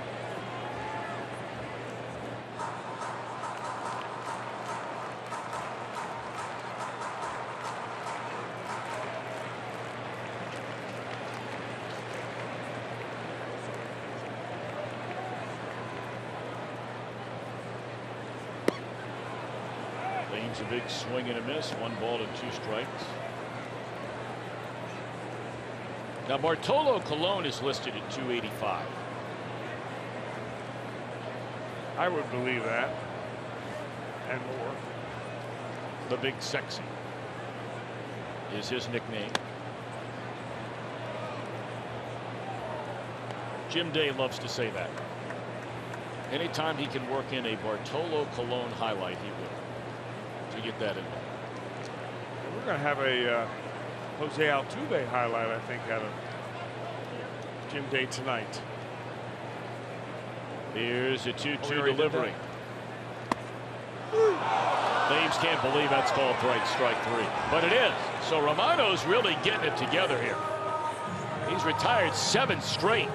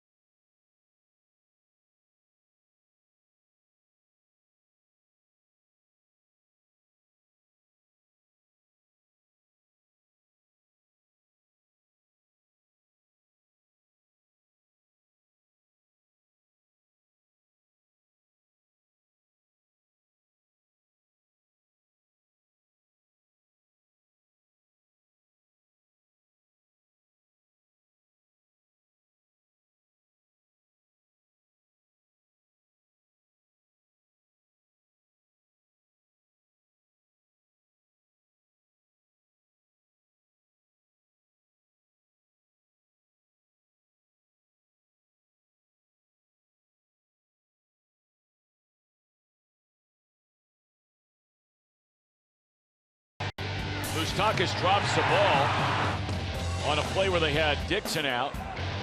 3 straight infield hits. One of them by Jeanette knocks in a run. And then he had a swing and a miss by Suarez, which we never got to. Yeah, and we had a failed bunt, which turned into a strikeout by Romano. And we had a baseball hit the umpire. I love that inning. Yeah, the Reds certainly love that inning. I mean, that was fun. Hunter's over there working on those fingernails.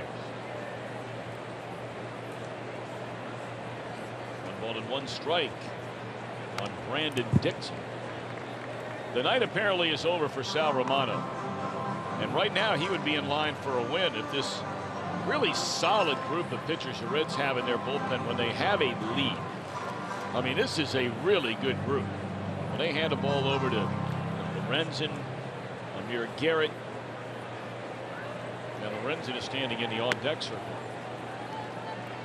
And then you get to Jared Hughes and David Hernandez and of course Raisel Iglesias. I mean, that's a rock solid quintet when you have the lead.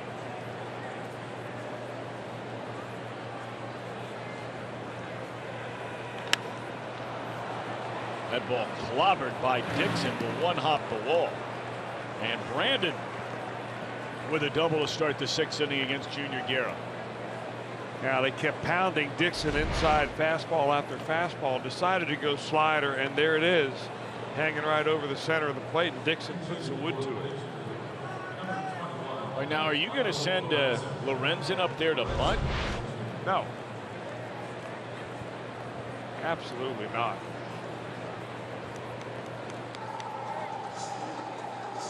The Brewers get 4 more innings at the plate. And even as good as this Reds bullpen has been, I'm not assuming that they're not going to score.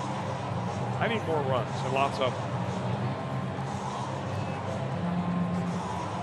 Of course, Lorenzen would like to hit the ball to the right side to at least move the runner to third base at the very least. I know it's only BP, but boy, did he put on display today. You and I were watching him. You were excited about that. Man, I mean, this guy swings a bat. This guy's an athlete. And at least he shows bunt. I mean, there are just so many guys in baseball that are playing now can only do one thing. They can only play one position.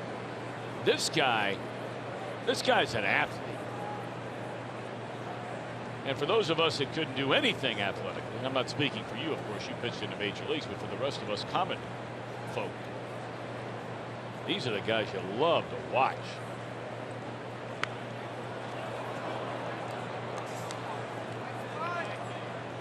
So they're having Lorenzen at least the first 2 pitches square around the bunt. Well, the question is, you keep the bunt on him right here. This is one thing I always remember Dusty Baker saying, that, you know, if I get a position player up there, I never want to put the bunt on with 1 strike. Because if he fouls it off, now he's got a 2-strike hole, and he's trying to get the runner over to third base. He may not be able to do that with 2 strikes. Just different philosophy, not saying one is better than the other.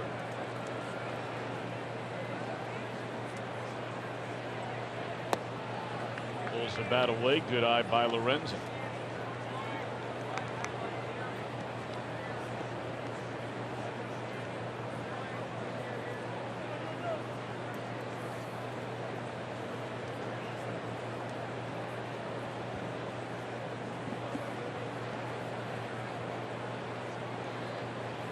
See if 2-1 they let him swing away.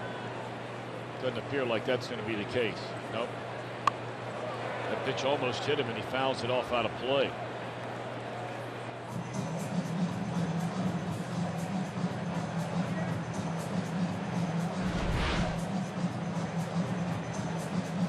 Well, that's just bad form up there. He's got his pitching fingers wrapped around the barrel of the bat, facing the baseball. Very fortunate he didn't get one of those pinched.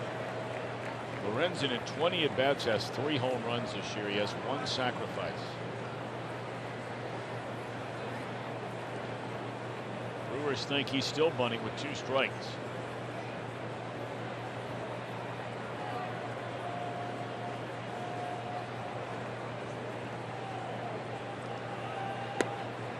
No sign of a bunt there. 3 balls, 2 strikes on Michael Lorenzen. Look at those pinch hitting numbers. And officially, that's what he's doing right now, is pinch hitting. He might end up staying in the game, of course, on the mound. But right there, he's up to pinch hit for Romano.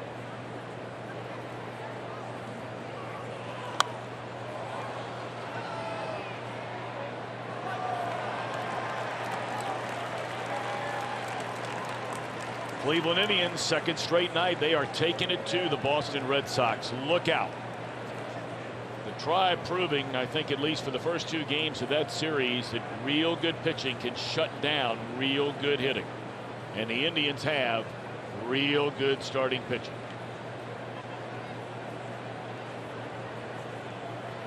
Three and 2 to count. Struck him out on a high fastball. So all that for that. All right, what else is going on around baseball? Let's check in with Brian Giesenslaw. Hi, Brian.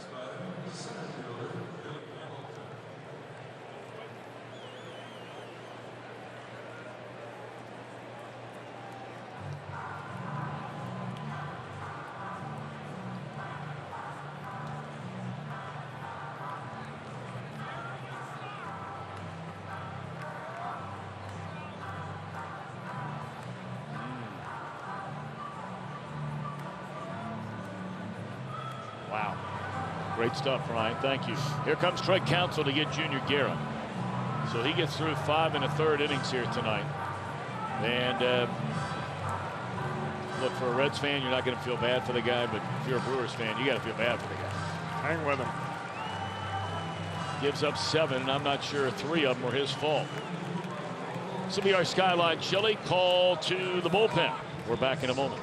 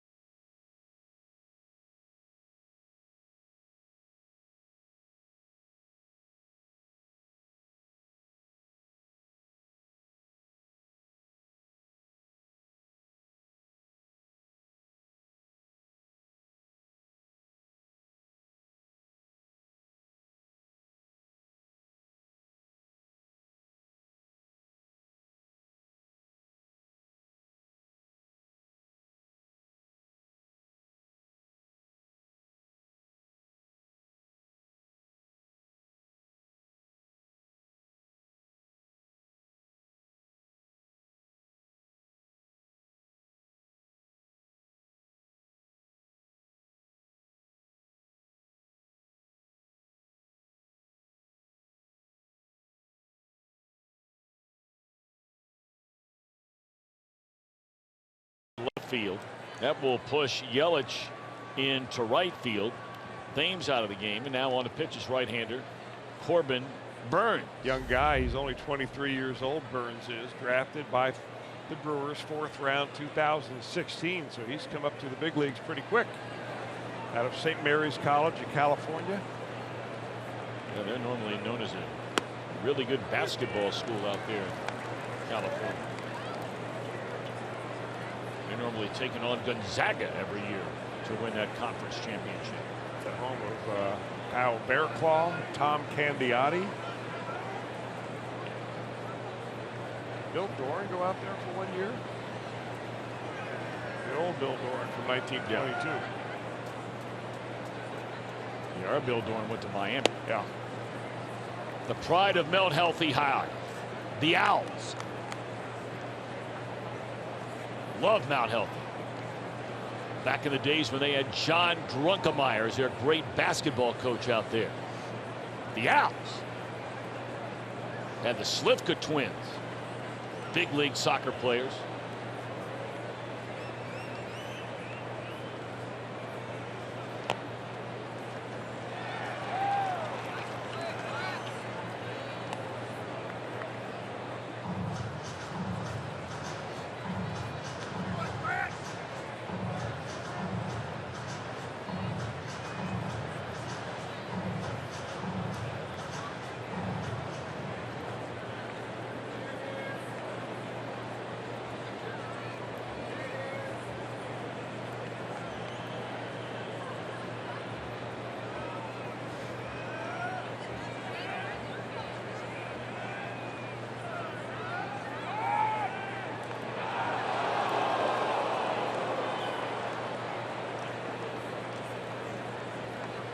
Pretty quick move by Burns right there. I did not think that Dixon was really all that far off the bag.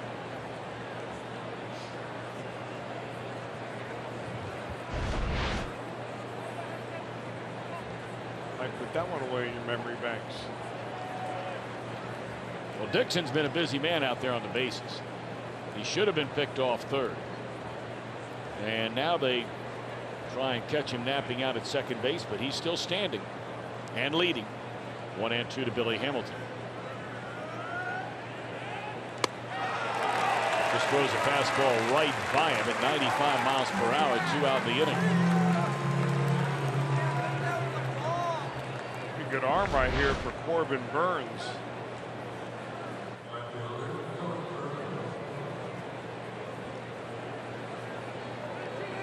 Burns made his major league debut on the 10th of July. The Brewers are in Miami. They brought him up 2 days prior. He had been primarily a starter. Worked in 6 games out of the bullpen, but 13 starts for their AAA affiliate. And he got his first major league win against the Dodgers. He is ranked as the second best prospect in the Brewers organization by Baseball America.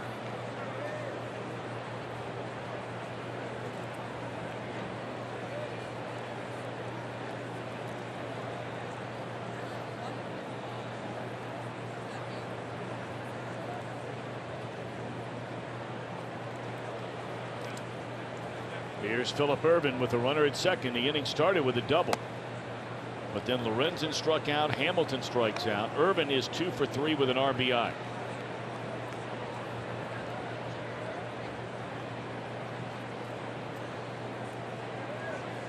The pride of Samford University.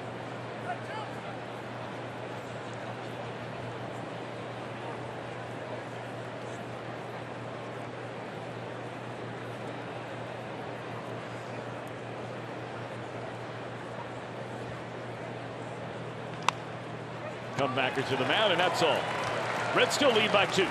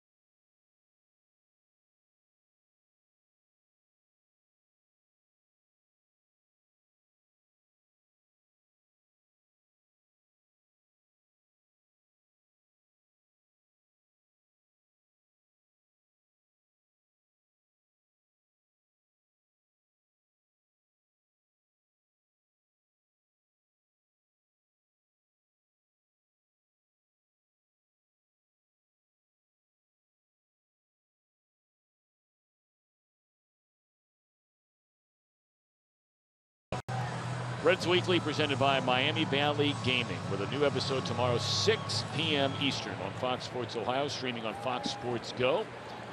Lorenzen came in to hit, and now he will stay in to pitch. Of the 7 runs allowed by Junior Guerra, only 2 of those were earned runs. Sal Romano goes 5 innings here tonight, allows 7 base hits, 5 runs, all earned. 4 of the 5 he gave up in the first inning, and 4 of the 7 hits he gave up in the first inning. He struck out 5, walked 2, 1 intentionally. Hung in there and finished on a real bright note. If the bullpen can do its job, that W will go to Romano. We got a long way to go. We are only in the bottom of the 6th inning. And to lead things off, it is Eric Kratz who's hit the ball very hard. One got through a single in the left field. The other was a diving catch made by Suarez. Maybe they ought to try a different part of the strike zone here with Kratz up there. We know what he can do when he gets the ball thigh high middle in. Lorenzen just dropped a slider on him and he broke his bat. Probably go right back out there again.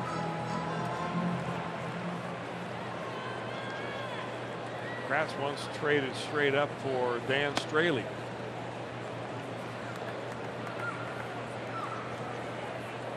Of course, it was Straley that the Reds were able to turn into Luis Castillo and Austin Bryce.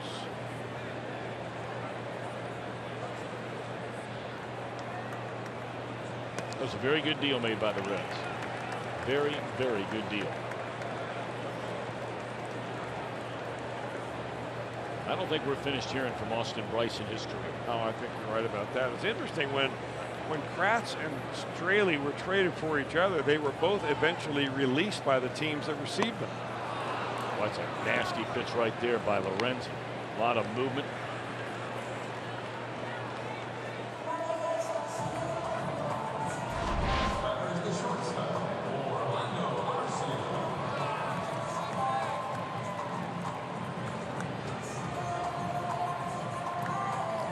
Here's Arcia, who also has hit the ball very hard twice. A 2-run single into right field in the first inning, and a line drive into left field in the third for a base hit.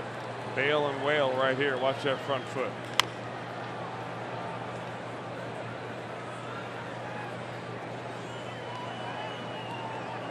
You know, I'm not going to claim that anybody, there are some obviously that are better than others, but no one is perfect or has a perfect record when it comes to evaluating players and evaluating talent. But I got to tell you, when you see a guy at the plate who is bailing out on every swing, I ask myself, who ranks a guy that does that as a #1 prospect in an organization? Because at the big league level, they are proving they can get this guy out by doing that all the time. He's batting 200. How in the world would anybody rate, and I'm not taking anything away from this kid. He's a marvelous athlete. He's still very young. Maybe he'll turn out to be a great player. But how are you the #1 prospect when you're bailing on every swing? I think a better question for me, Tom, is how low does his production have to fall before he finally decides to do what his coaches are trying to get him to do? Because believe me, I can guarantee you that the Milwaukee Brewer hitting coaches are not endorsing that particular approach at the plate. But you hit a few home runs, you get used to it. There's Stu Cole, and I mean, it's got to kill him to watch RC up there. But he's so good on defense that you're not going to sit him. Yeah.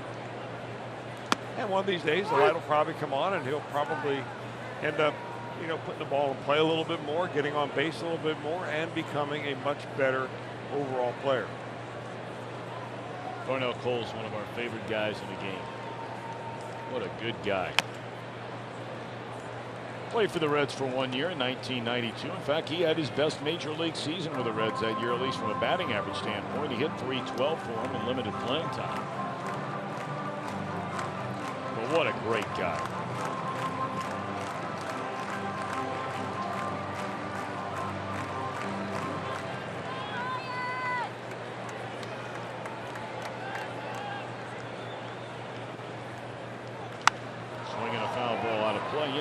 look at Arcia last year, and at just 22 years old. Now, again, in fairness to this young man, he hit 15 home runs, he knocked in 53, and he hit almost 280.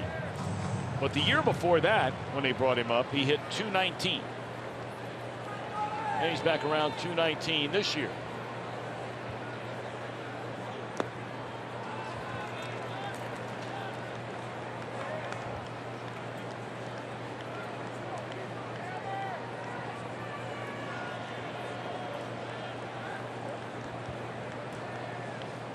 Two balls and 2 strikes on Ryan Braun. It's his first at bat of the game since coming on defensively.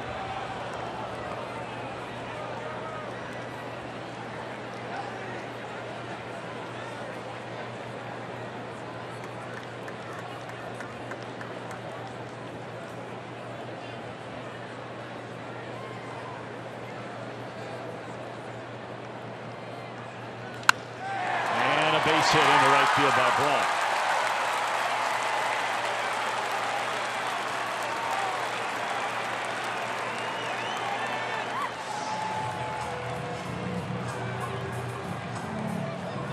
So the inning continues. We go back to the top of the order in Christian Yelich.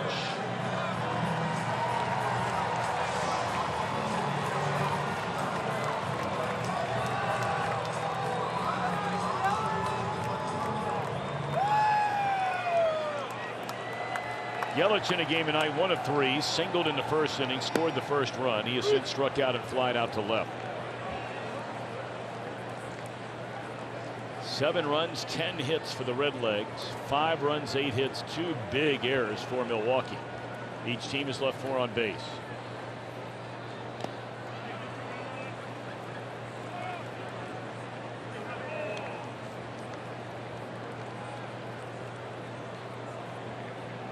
Ball and 1 strike on Yelich. Clubbed his 20th home run of this season here last night. He hit it a long way the other way. They let the runner just take off and steal second base. That's where Braun gets so many of his stolen bases, by just watching the pitcher carefully and then seeing that he goes to sleep on it. I mean, that's really just a cursory look there by Lorenzen over his shoulder. When you look over your shoulder like that as a right-handed pitcher, most of the time you can't even see the runner.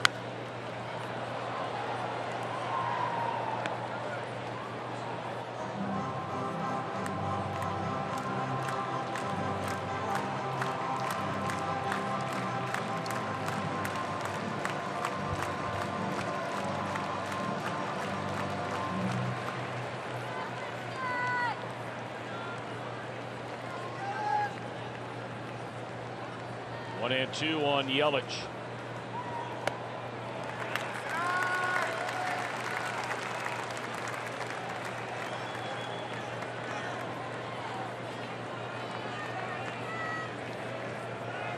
See the left-hander Cody Reed beginning to throw in the Reds bullpen, just sort of get loose. Well, Lorenzen got ahead of Yelich at 1 and 2, and now the count goes full.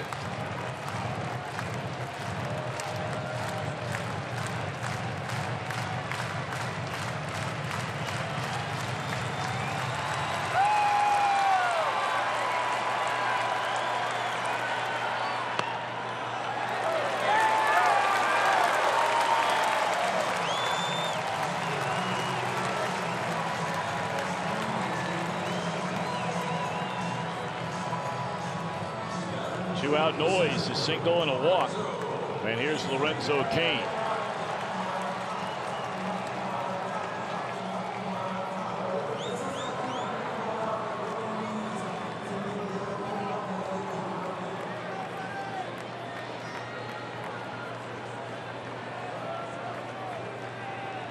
Cain is 1 of 2. He's walked and scored a run, and behind strike 1.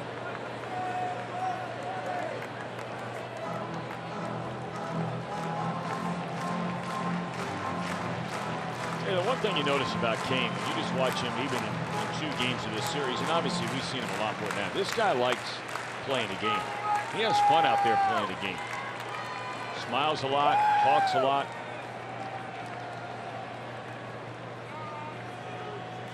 Played for the Royals and played in a couple of World Series, winning one, of course. And a big pickup along with Yelich during the offseason. Been a good player for a long time.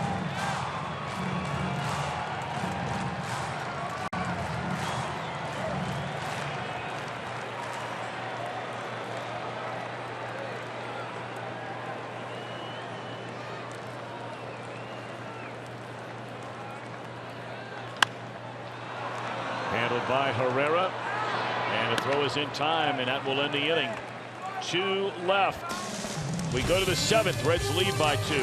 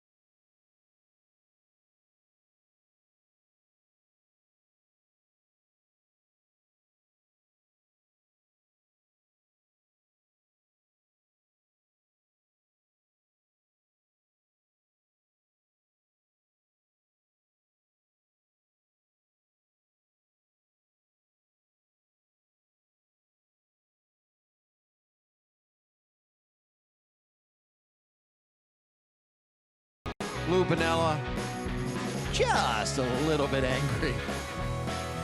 Look on the face, priceless. The throw of the first base bag, priceless. And once was not enough. How about a double dip on that? Lou Piniella, sweet Lou. Boys beloved still in Reds country, and fiery temper is part of what they liked. I was doing that game. They were playing the Cubs, and on that second throw, when he held the metal part of the bag and threw it right-handed, he sliced his finger wide open on that game. That was unbelievable watching it. You don't see that anymore, because now we have replay, and guys just don't know. Although Craig Counsell got run the other day, and that was a pretty good one. They were playing. He got thrown out in the first inning. Maybe it's somewhere to go. Maybe. Celebrating his birthday here today. His family was nice enough to pop up and say hello in between innings here. His wife Michelle and their 4 kids. Really, really nice family.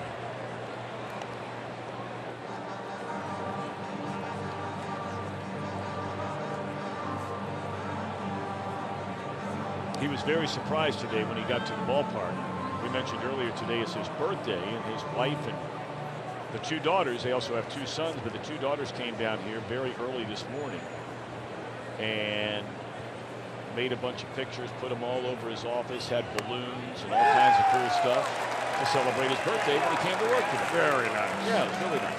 Here's strike 3 to Scooter Gennett to lead off the 7th inning.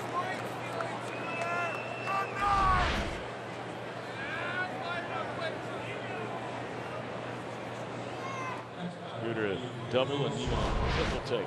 Shake it ahead. First time we've seen this guy. I know it's only 3 batters, but he throws the ball pretty well. He throws it well, and he also has got a pretty good idea where it's going. Nice, repeatable delivery.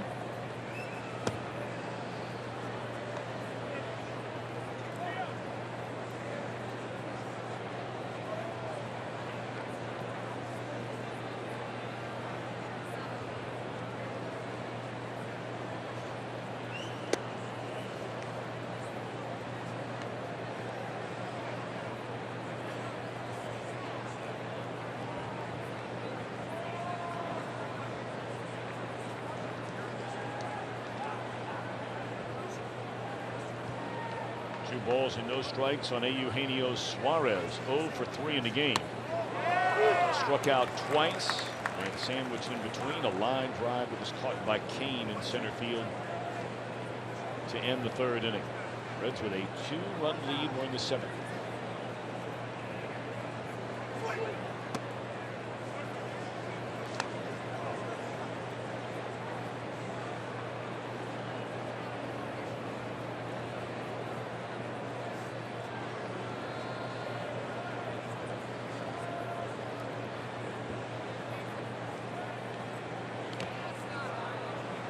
And there's ball 4.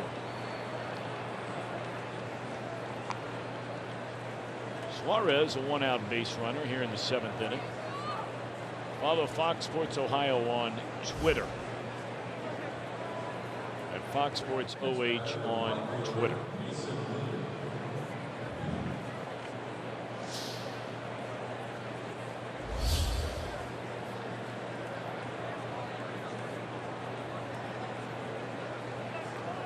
Mason Williams is 1 for 3 at a double into right center field in the 4th inning. Scored a run.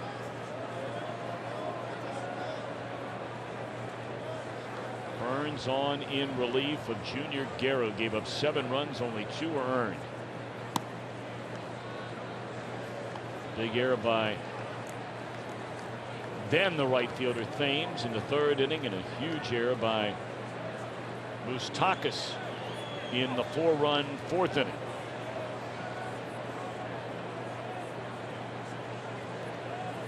After watching that replay on that throw down to 3rd when Brandon Dixon was the base runner from the catcher Eric Kratz, you watch that replay again, and I certainly could see how Moustakas dropped that ball. The runner came right in and actually crossed his field of vision from where the ball was coming. And then as the base runner passed through and he lost sight of it momentarily, and all of a sudden it was just on him like that. So perhaps he should not have been. He wasn't, but I had said maybe he could have had a second error in the inning. That wouldn't have been right. Now that's the one area where runners are allowed to cross into the throwing lane. As he goes back to the base right there, Dixon does exactly what you're taught to do, which is you take a lead in foul territory, and then when a catcher throws down, you go back in fair territory, trying to cut off the throwing lane.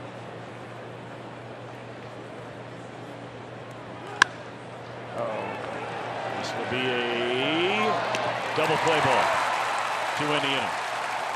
All right, we're going to the bottom of the 7th. Reds with a 2-run lead.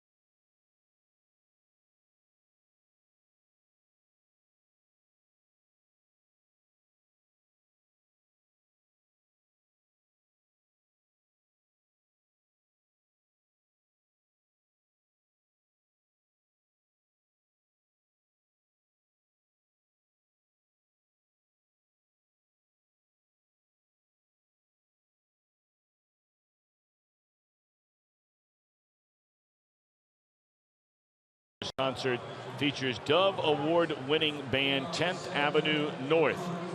Live concert from the field after the Reds take on the Padres. Tickets are available for as low as $12. Visit Reds.com today. Should be a great show. 10th Avenue North, September 8th. It's a 4:10 start. Concert after the game. And the Reds, how about this? Rather than giving the ball to Amir Garrett, this has generally been his role all year long. The Reds are going to give the ball in a 2-run game to Cody Reed. I like it.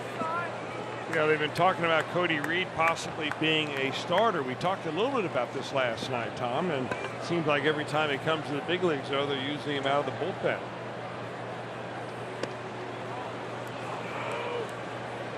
I mean, for Cody Reed, it all centers around being able to control that breaking pitch. He just looks so much more relaxed this time through.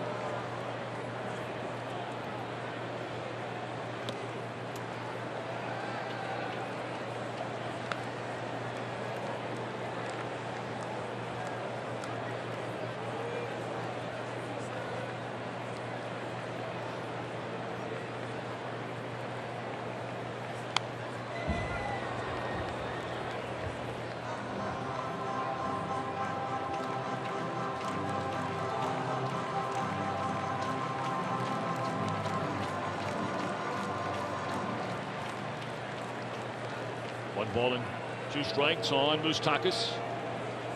Now, it might only be one batter for Reed. You have Aguilar and then Shaw. And is that David Hernandez? Yes, warming up in the bullpen.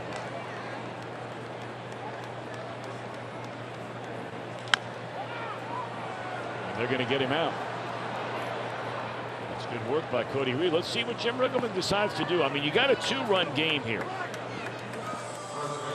I wouldn't be surprised if he stayed with Reed here after retiring that first batter. Now, if the first batter got on, you can pretty much take it to the bank. Hernandez is coming in. Well, the way they've got the lineup here with the Brewers, it's lefty, righty, lefty, righty, lefty, you know, righty all the way down the line there. So,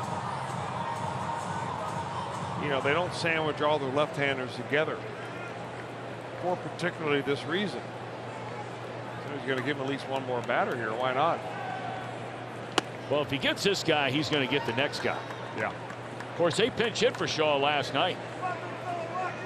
They had Hernan Perez hit for Shaw because his numbers have been so poor against left-handed pitching this year. We showed you of Shaw's 25 home runs. What was it? One of them came against a left-hander.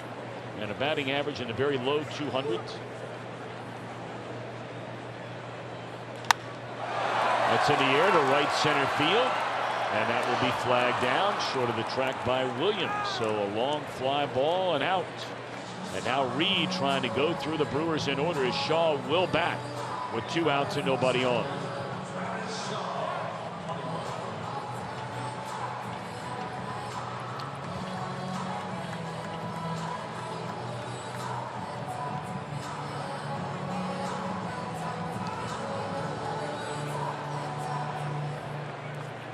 Giving you those numbers last night to be a little bit more specific. Shaw is batting .216 against left-handed pitching with 1 home run and 11 runs batted in, only 3 doubles.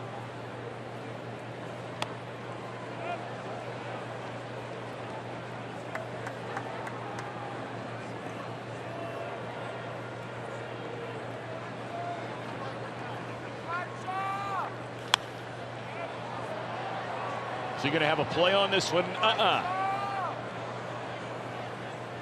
1 ball and 2 strikes.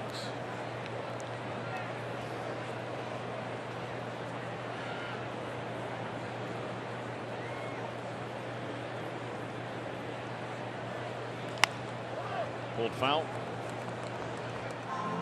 Jonathan Schoop has moved into the on-deck circle. That's a pitcher spot next. Burns.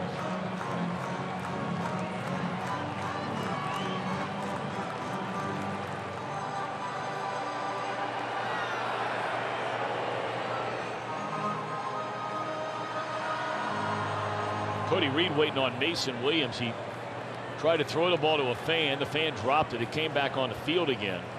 And then he had to go get the ball. and throw it in the stands again. Ooh. Tough pitch to hang off there. Come right back with it.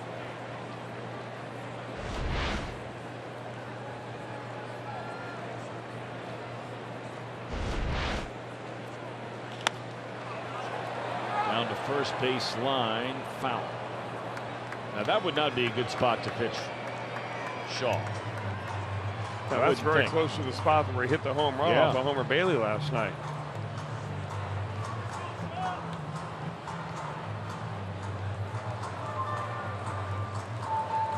I mean, your safety zone right here is down and away.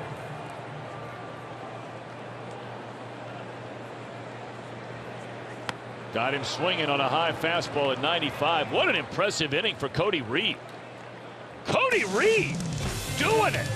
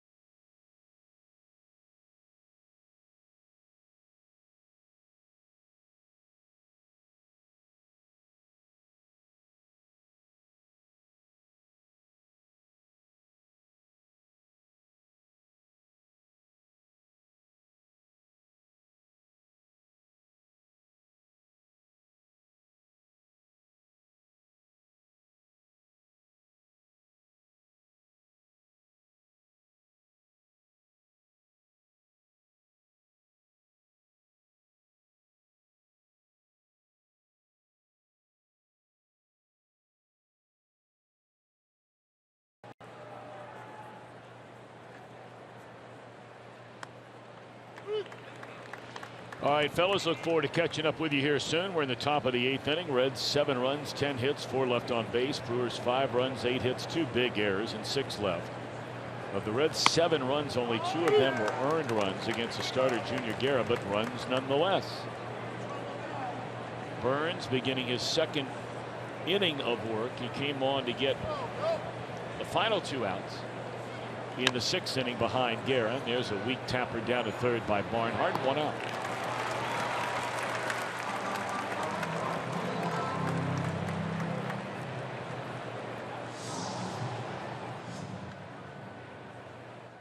Get over $9,100 below MSRP on this specially equipped Sierra 1500 Denali.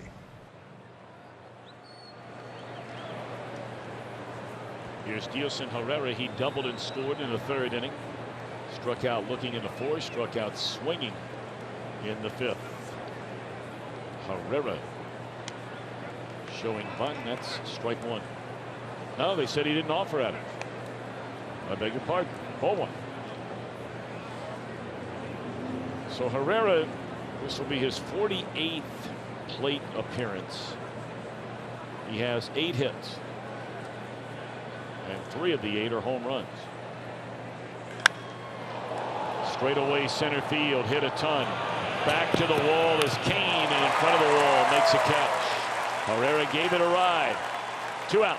Well, that sounded really good. It looked like that Burns wanted to come back into that same spot down and in where they struck out Herrera in the 5th inning, but he got a little bit of the plate right here.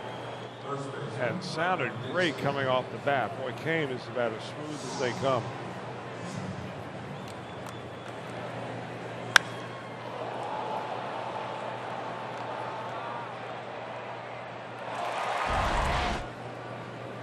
Here's Brandon Dixon. In there, a strike. Brandon 1 of 3. Double to left field in the 6th inning. He scored a run, knocking in a run on a ground ball fielder's choice in the 4th. And that ball blistered into left center field. I tell you, the last couple nights, this guy has hit some balls really hard. He had a double in the game last night. He has 2 doubles in the game. He had a line drive out last night. He has 2 doubles in the game here tonight. Sometimes it takes a while to get your rhythm going. You know, when you're a bench player, especially a young guy, you're playing every day down the minor leagues, you're calling up to the big leagues. First thing you do is sit for 10 days. Well, got a double and a single here tonight. Hit the ball hard last night, as you said, Tom, and he'll get a chance probably the next few days to play a little bit more until Joey Votto comes off the disabled list. Well, you know, Jim Riggleman shared with the media that, you know, we might see Tucker Barnhart. I mean, we've already seen him at first. Scooter Gennett, I should say, get a little playing time at first until Votto comes back, which would give Herrera a chance, and, you know, maybe to look at him for 4 or 5 days in a row and move him over to second base, playing third tonight. We've seen him play some left field, but we haven't seen that yet.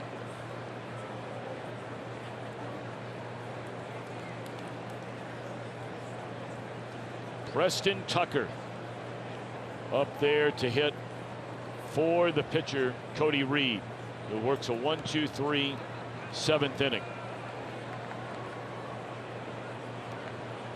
And Hernandez will get the ball when the Brewers bat in the bottom of the 8th, or so it appears.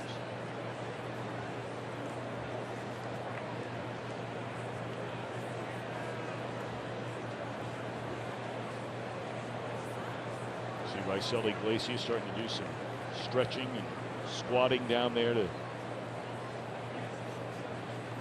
get set for what would be a 9th inning save appearance. We'll worry about that down the line. We're only in the 8th. And all of a sudden, Burns, who looks so impressive. Obviously, the scouting report on Preston Tucker, this guy can hit a fastball. Now, he's going to get one probably on a 3-0 count. I'd go ahead and give him the green light right here with 2 outs. Why not?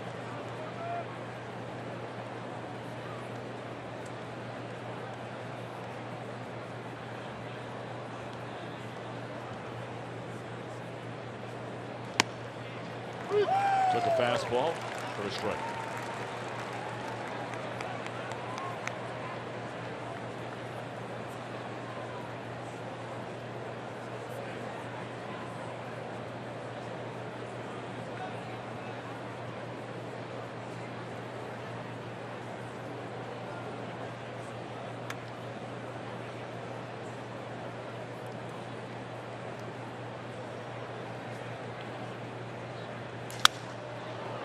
Broken bat, soft liner to first will end the inning.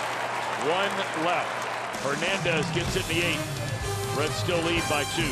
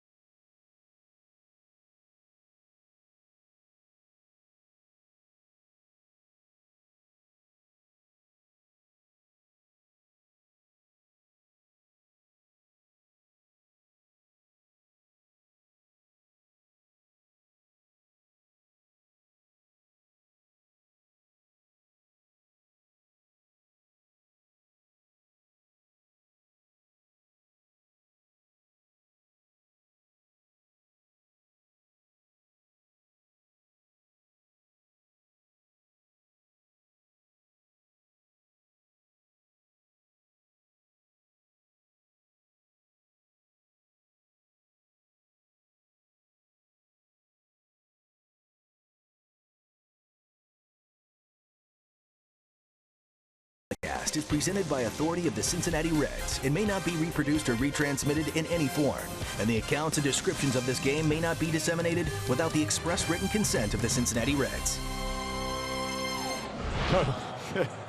Got to go back to that shot. Redlegs take on the Padres Saturday, September the 8th. You can be there for $12, and thanks to Queen City Sausage, the first 20,000 fans get a Joe Morgan replica statue.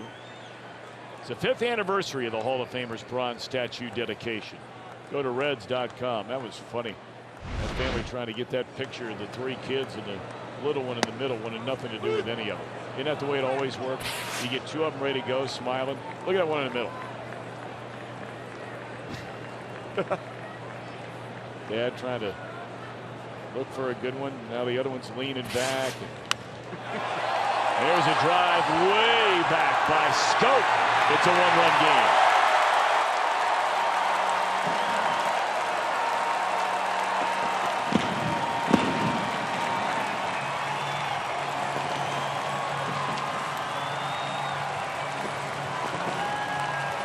The first is a Brewer for Jonathan Schoop. There were some boo birds out last night after he had a tough night at the plate, and this is a little bit more of what they expected out of Jonathan Schoop when they picked him up at the trade deadline from the Baltimore Orioles. I mean, he jumped all over a breaking ball down and in and went bye-bye on that one.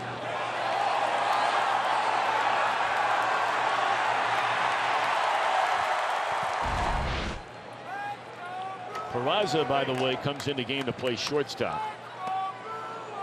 Here's Kratz. That's a rare run indeed allowed by David Hernandez, who comes with an ERA in the 1s. So we saw Jared Hughes give up a couple here last night. First time he's allowed runs since July.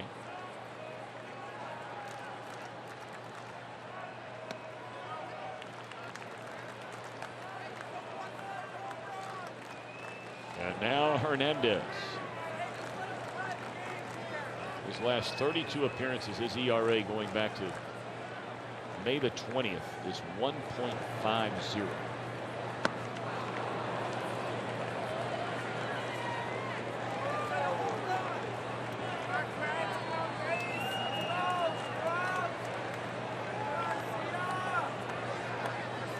The Reds are 7 games over 500 in games that Hernandez pitches in, the 24-17. And most of those times he's holding the lead. Yeah, he's been steady Eddie really all year long. Got good command of his fastball, really good command of his breaking stuff, and just finishes his pitches. Throws a heavy sinking fastball, and just when he finishes that breaking ball, it has an extra little snap at the very end.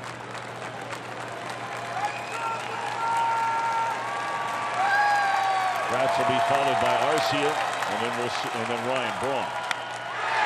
Well, that's good hitting right there by Kratz. This guy's on fire tonight. Came in hitting .244, and he has hit 3 rockets in this game tonight. 2 hits to show for it. I mean, that's just a little wrist flip right there. We mentioned he's 6'4", 250. Been around a while. I think Kratz is something like 38 years old. Been on and off a backup receiver in the major leagues for a long time. Wasn't he the guy one time years ago in Philly that beat Aroldis Chapman with a home run? He certainly did. Keon Broxton comes on to run, and now Jim Riggleman's going to bring his entire infield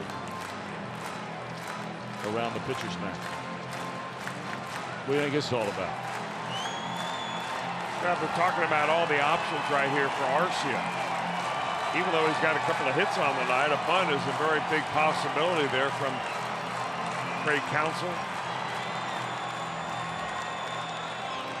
I wouldn't think that he's much of a hit and run possibility the way he swings and misses. Well, we don't know if Arcia has been asked to bunt this year. We know he does not have a sacrifice. Doesn't mean he can't bunt. Broxton can run at first base, though. That we know.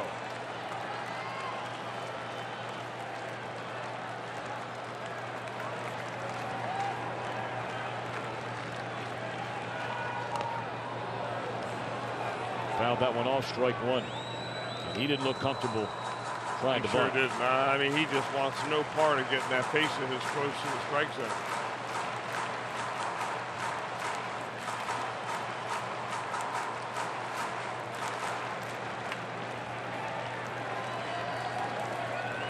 Garcia had 2 sacrifices all of last year.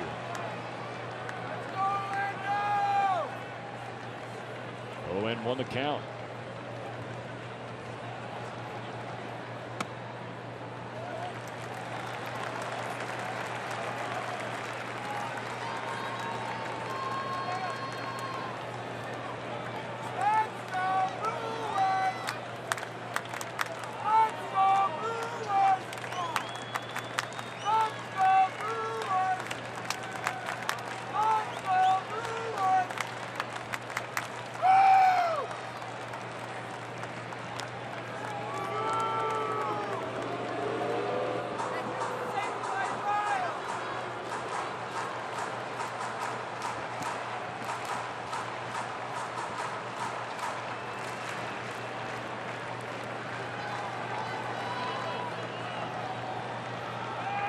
Runner goes.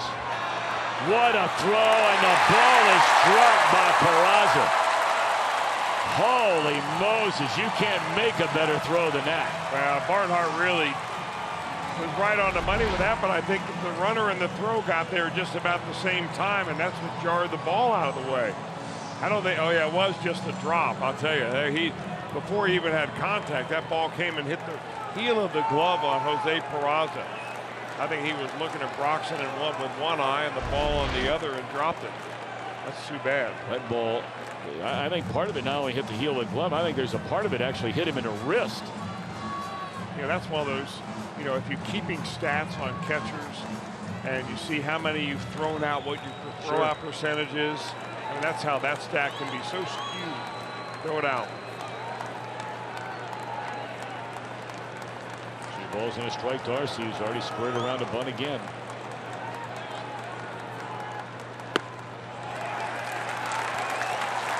Well, you see what Hernandez is trying to do. He's trying to hit that outside corner, make Arcia reach for that ball. He doesn't like to get out there on the outer part of the plate.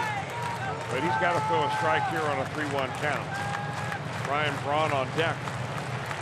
I think Iglesias is ready to go, and I wouldn't be surprised if Jim Riggleman brought him in.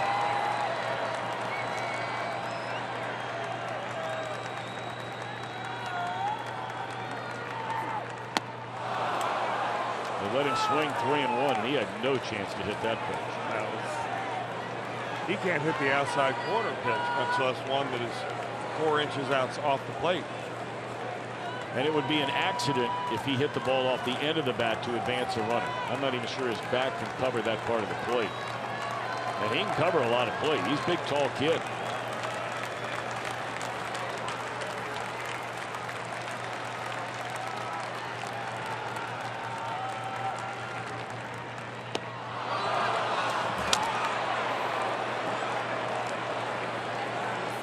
Snaps that bat in half after a swing and a miss, failing to try and get down a bunt, and then striking out. Well, the Reds just take advantage of what Arcia has given them, which is the outer half of the plate. Chase 2 pitches that were out of the strike zone, ball 4 and ball 5. It's going to be all for Hernandez. He goes a third of an inning, allows a couple of hits, a strikeout and a home run. And Iglesias will come on here in the 8th. Reds in front by a run, tying run at second. Back in a moment.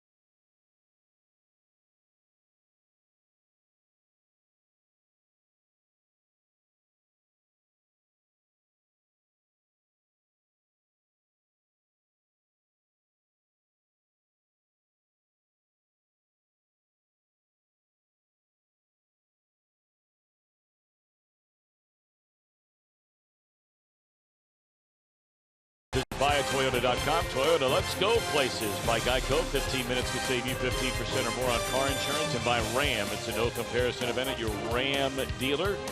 Don't miss the great deals on Ram today. All right, high drama last to the 8th. 1 run in. Reds lead 7-6. And now to try and get the final 5 outs and hold this 1-run lead is Rysel. Now the ace in the hole for Jim Riggleman. Nowhere else to go behind this guy.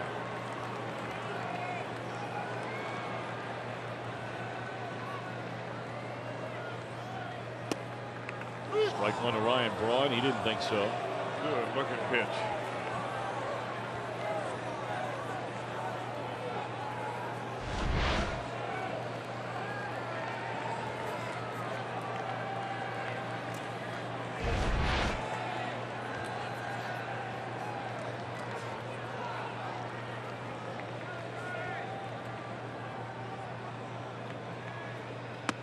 Oh, 2. Either Braun is not picking the ball up out of Iglesias' hand, or he's basically guessing, and he's got 2 guesses wrong. You're familiar with that.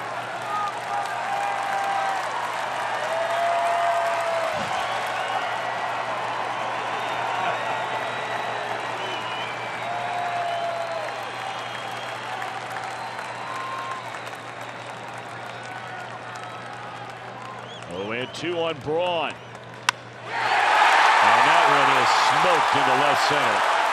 Brewers are going to tie the game. And now have the go-ahead run at second with nobody out.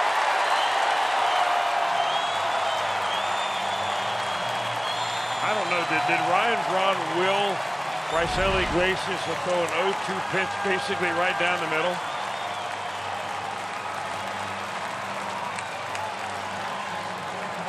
Both of the runs are charged to David Hernandez. He gave up a home run and a single. Boy, is that disappointing to see. Normally, these are the kinds of games that when the Reds do have leads, they have been so good in shutting the door with the group that we've seen tonight. Lorenzen, Hernandez, Iglesias, Jared Hughes. You know, you work so hard, you throw 2 beautiful pitches to get ahead 0-2, and then it all dissolves away by not missing in a safe spot. And now Yelich lines one to left. What a catch by Irvin out there. That ball hammered by Yelich. Boy, did wow. he hit the ball hard the other way.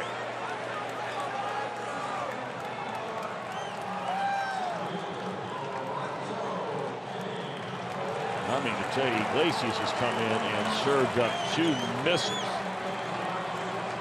Double by Braun, and now a line out by Yelich, and here comes Lorenzo Cain.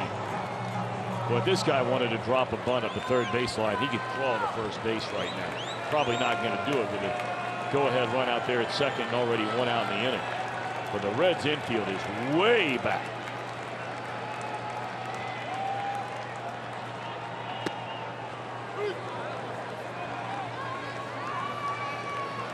Brewers know they have a chance to gain more ground on Chicago. The Cubbies losing today 2-1. 5th straight game the Cubs have scored exactly 1 run. And they've won 2 of them. Drop down to get ahead on Cain. 0-2.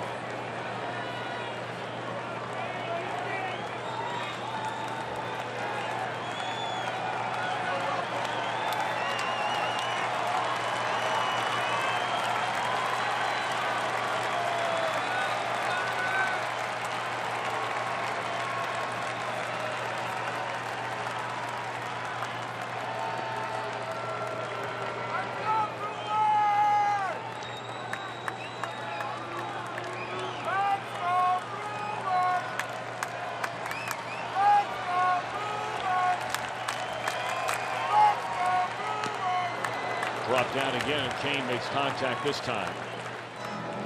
But it remains 0-2.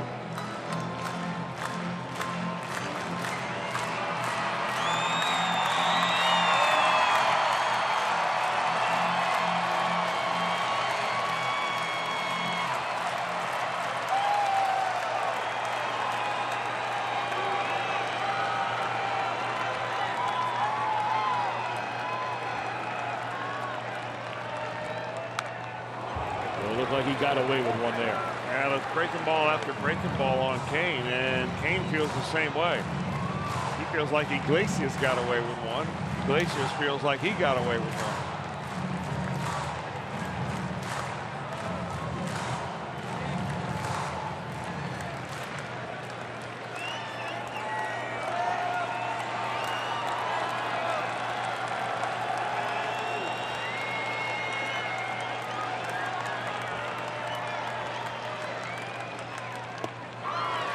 Another breaking ball sweeps away from Kane. 1 ball, 2 strikes. Each team with 7 runs, each team with 11 base hits.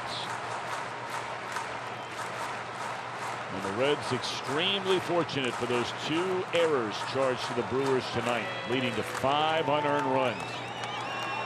So yeah, the Brewers blew a 4-0 lead. They blew a 5-3 lead, and now the Reds have blown a 2-run lead. Brewers scoring for the first time since the 3rd inning.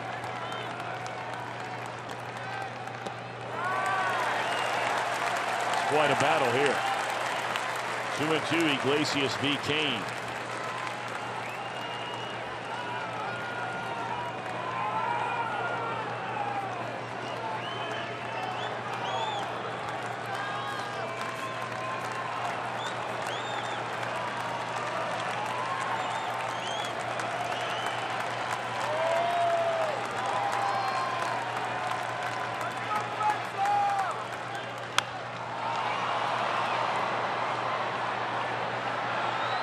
Popped up, and that will retire the side. The damage done.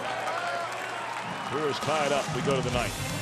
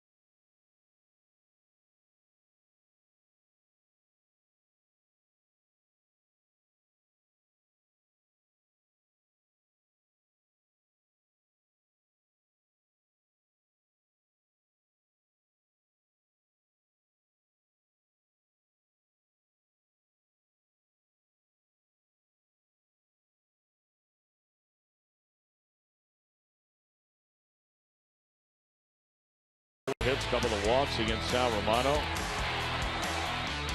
Reds would come back and get 3 runs in the 3rd inning, taking advantage of really an error and a lot of misplays. And in the 4th, another huge error made by Moustakas, opening the floodgates for the Reds, scoring 4 to take a 7-5 lead. It was a bizarre inning. I mean, it had a little bit of everything. And then Hernandez gives up a home run leading off the 8th. He gives up a single, a stolen base where Peraza had the ball hit him on the wrist. Instead of catching the ball, the runner would have been out going to second base. And that runner wound up scoring on a base hit from Ryan Braun against Raisel Iglesias.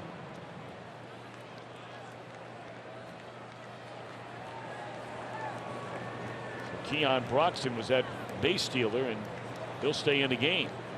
Taylor Williams takes over on the mound, as Yelich has gone in this game from left field to right field, now back to left field, with Broxton taking over in right. Line to the left by Hamilton, 1 out. Philly 2 of 4 tonight.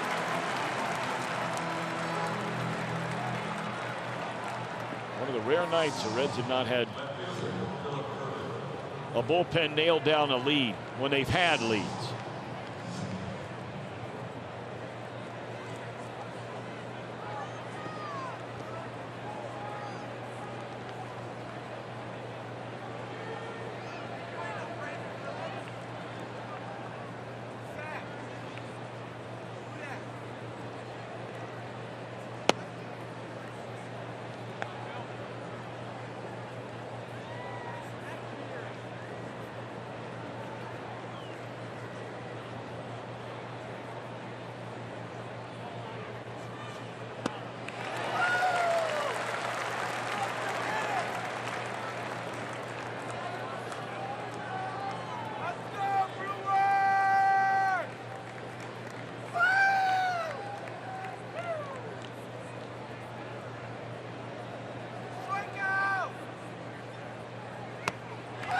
Takes on the outside corner, 1 and 2. Now they're naturally going to stay away from Irvin right here. Most of his power is to left field and left center field.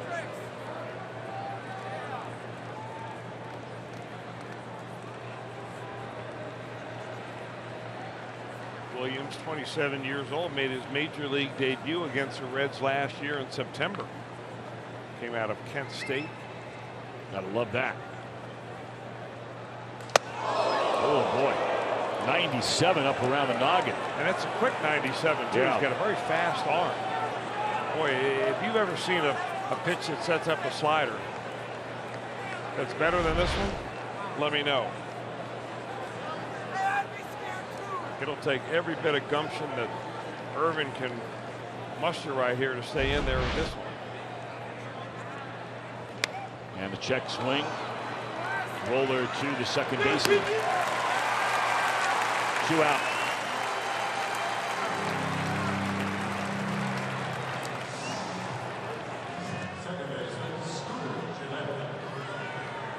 Tell you what, the 2 little relievers that they have brought in here tonight, Burns and Williams, they're pretty impressive young pitchers. And that'll be all for Williams. He faces 2, and that'll be it. All right, so he did a good job. And we'll tell you about the new pitcher when we come back. We're in the 9th, 7-7 game.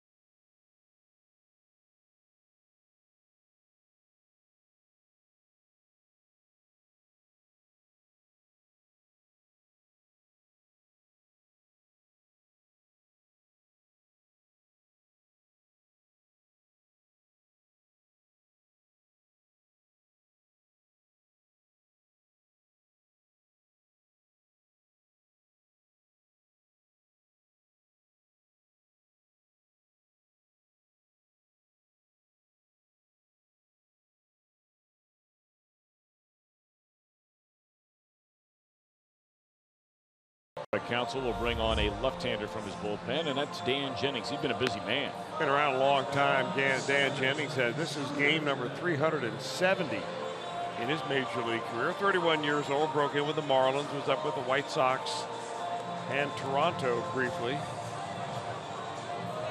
most recently with Tampa Bay last year, but he has been out there a whole bunch this year. 60th game. And he's worked 58 innings, so he's pitching about an inning each time out. Almost. Good observation. I'll tell you, math skills are improving a lot. You can't teach an old dog new tricks.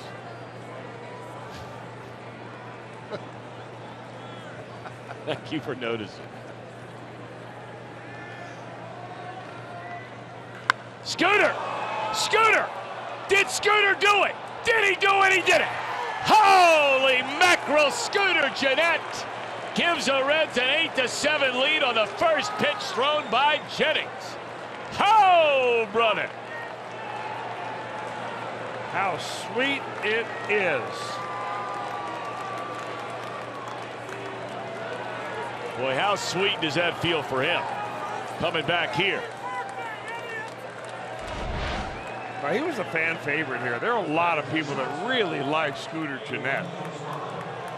And they like to have him back, but just a little bit too late. First pitch breaking ball, and he just dropped the hammer.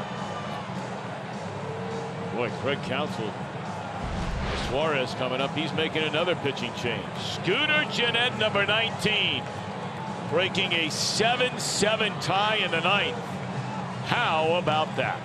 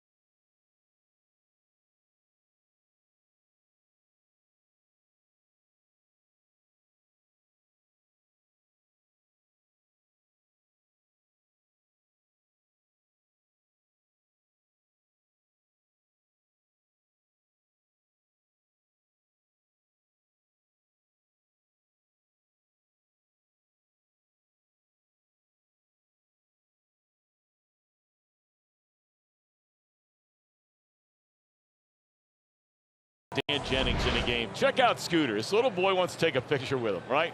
Tapping him on the shoulder. Scooter's getting ready to go to the plate. He says, come on, take a picture with me, Scooter. Gives him a thumbs up. How sweet is that? Then he hit the bomb. He might bring that kid to Cincinnati. Why not? Give him And a Reds hat. that kid just got grounded by his dad. That's all right. We could use another fan. Yeah, but he can't play Fortnite for the next month.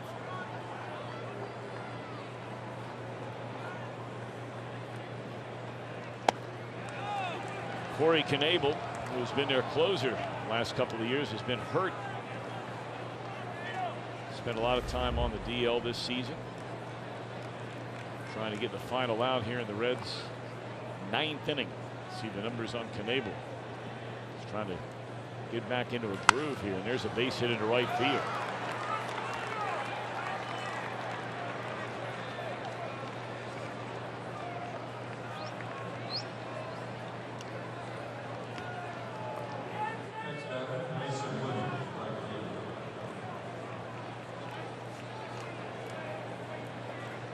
Suarez, second time he's been on base, first hit tonight. And now it's Mason Williams.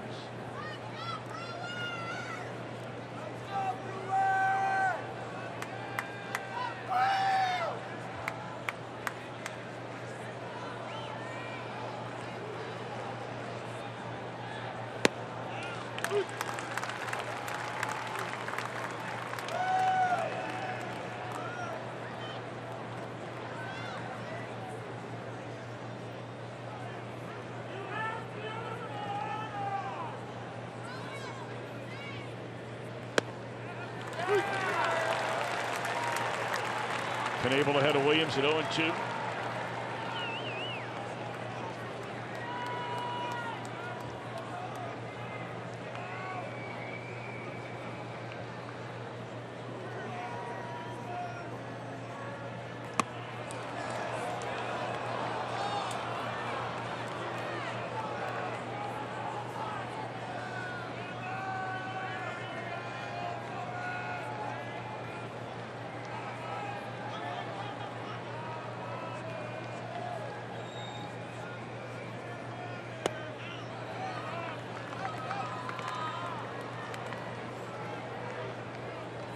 Scooter Gennett. First pitch thrown by the left-hander Jennings. He launches to the seats and right to break his 7-7 tie. This one popped up. Is he going to put a play on this one? Not a play. About 18 rows up.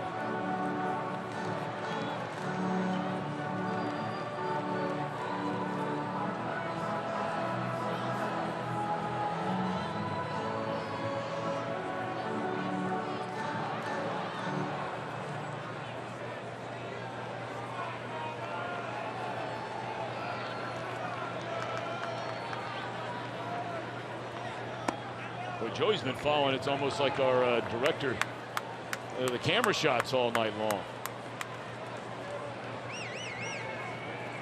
I mean, you always, it's like pitching coaches. When a guy pitches a great game, you go make sure you sit next to him every inning, right? Because you'll end up on TV. Joey's been on all night. That is a fair ball up the line by Williams, and the runner was on the move and will easily score.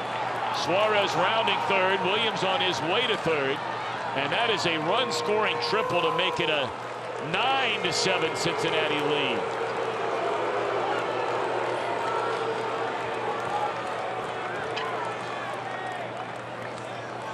First three-base hit for Williams, and that is his 5th run batted in. It's a big run right there. Gives you a little breathing room out for Iglesias in the bottom of the 9th. I'll tell you, Mason Williams has given the Reds really some good professional at bats.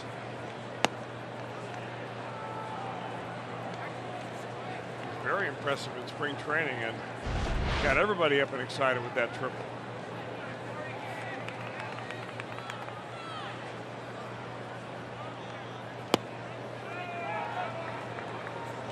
Tucker Barnhart, the batter. Tucker, 1 of 3, has been on base twice, scored a run. For the last 2 relievers brought in by Counsell, the home run given up by Jennings. And Knable comes in. He gives up a single to Suarez and a run-scoring triple to Williams. I mean, you look at the Knable stuff and you wonder how he doesn't win most every at-bat there is. Dialing it up to 98. He's got a wicked slider. What? Are you serious?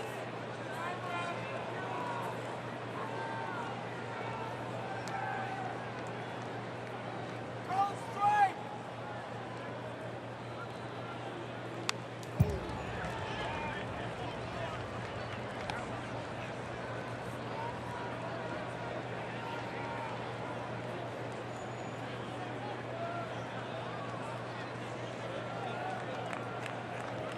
Greg Counsell seething down there in that Milwaukee dugout.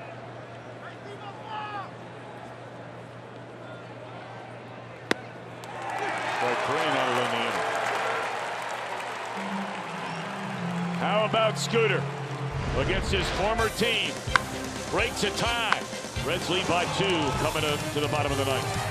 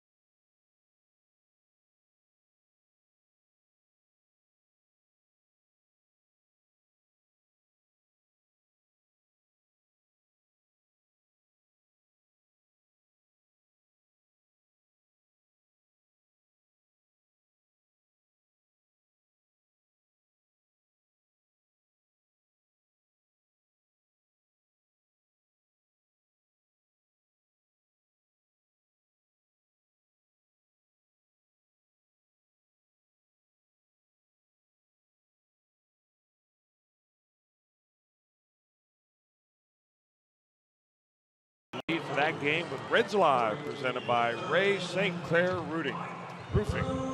I'm rooting. They're roofing.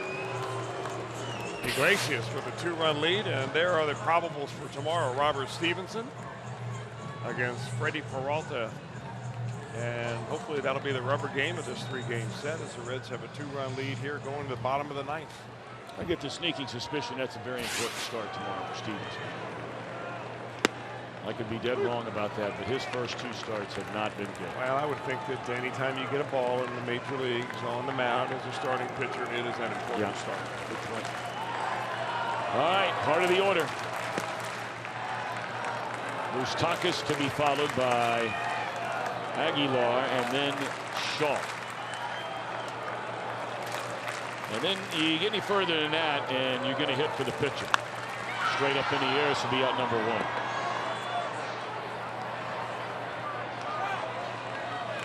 So Iglesias goes from blowing a save, he's the one that allowed the tying double to Braun, to now having a chance to pick up the victory. And when leading at the end of 8 innings, there is close to money in the bank as you can get. And that has a lot to do with that bullpen we talked about earlier. Now, most of that, obviously, is Iglesias, although he spent time on the disabled list this year. Jared Hughes came in, did a real nice job.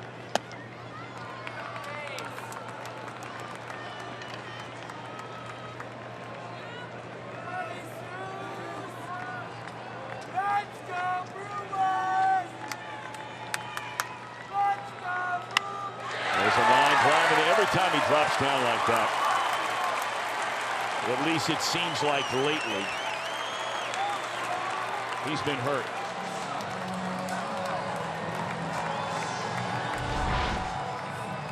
So the tying run comes to the plate.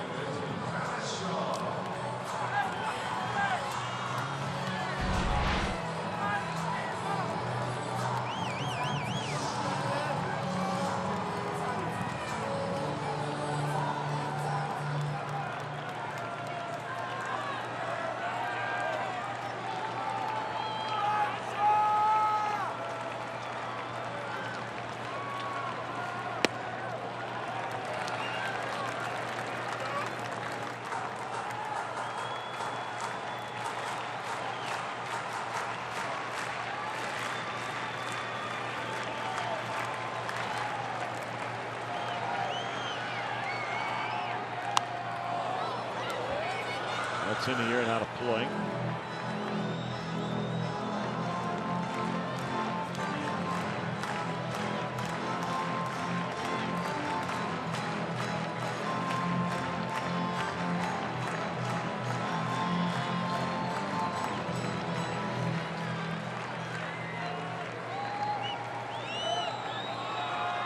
Shaw hit a home run earlier in this game. His 26. He's homered in each of the first 2 games of this series.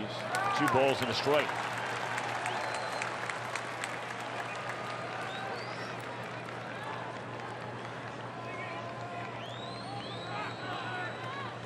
You have Manny Pena standing in the on-deck circle to bat for Knebel if indeed they decide to use him. Straight away center field. Hamilton will have room.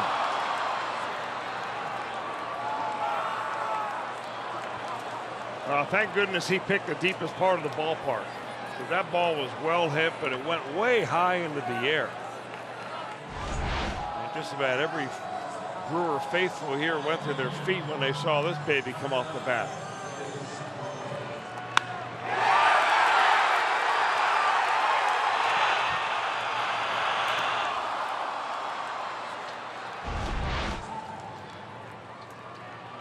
I'm kind of glad his at bat is over. No question. Now Pete. Knebel faces 3 batters, gives up 2 hits and a run. A huge run, obviously.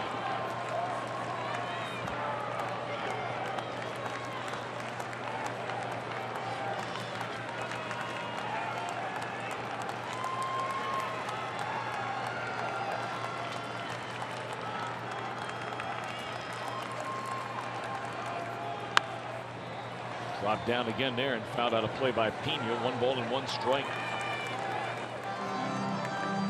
say it's amazing how many decisions, if indeed Jennings ends up being the losing pitcher in this game. For a left-handed reliever who averages less than an inning per outing, this would be his 9th decision. And that's all those one-run games we were talking about Milwaukee's played in.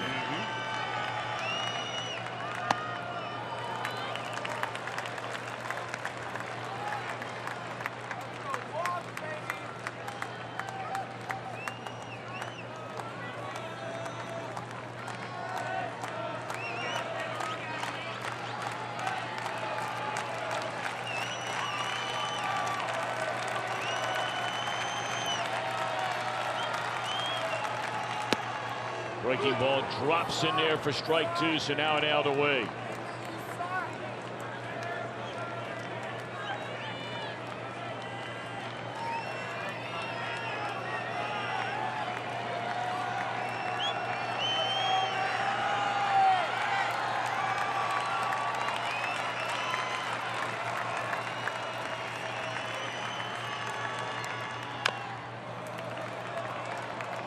You know what happens here sometimes when Iglesias drops down? You mentioned it seems like every time he drops down, he gives up a hard hit ball. But, you know, sometimes when you drop down, you've got to concentrate even more about getting that ball outside to the hitter. You don't want to drop down and then leave it right on the inner part of the plate. You want another slider, and Iglesias wants a heater. And there's a base hit into left field.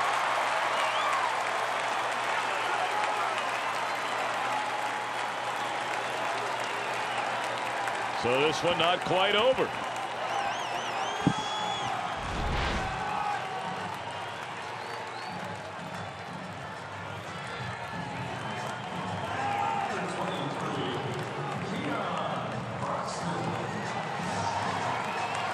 It'll be Keon Broxton, the batter. Broxton came on as a pinch runner. So this is his first at bat of the game.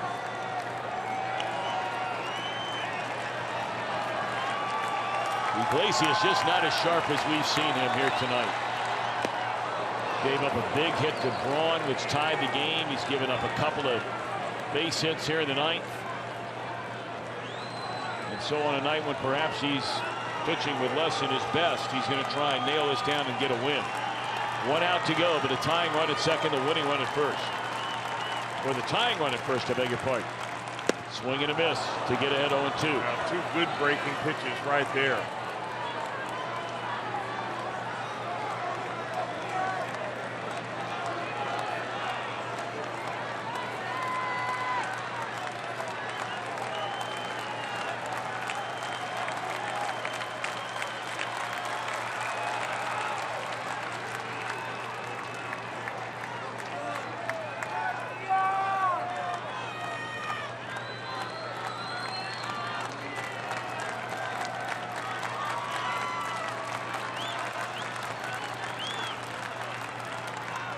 Got him swinging, and that's the old ball game. So the Reds win it by a final count of 9-7, thanks to the 2-out solo home run by Scooter Gennett. And naturally, that will be our Built for Baseball, brought to you by T-Mobile Moments. Scooter back in Milwaukee and breaking hearts with that home run. So there will be a rubber game to this series tomorrow. And we will be coming your way with Reds Live mañana at 1:30 in the afternoon. Game coverage begins at 2. Reds Live, the post-game show. It's coming up next. I'll bet you Jim Day's going to run down Scooter.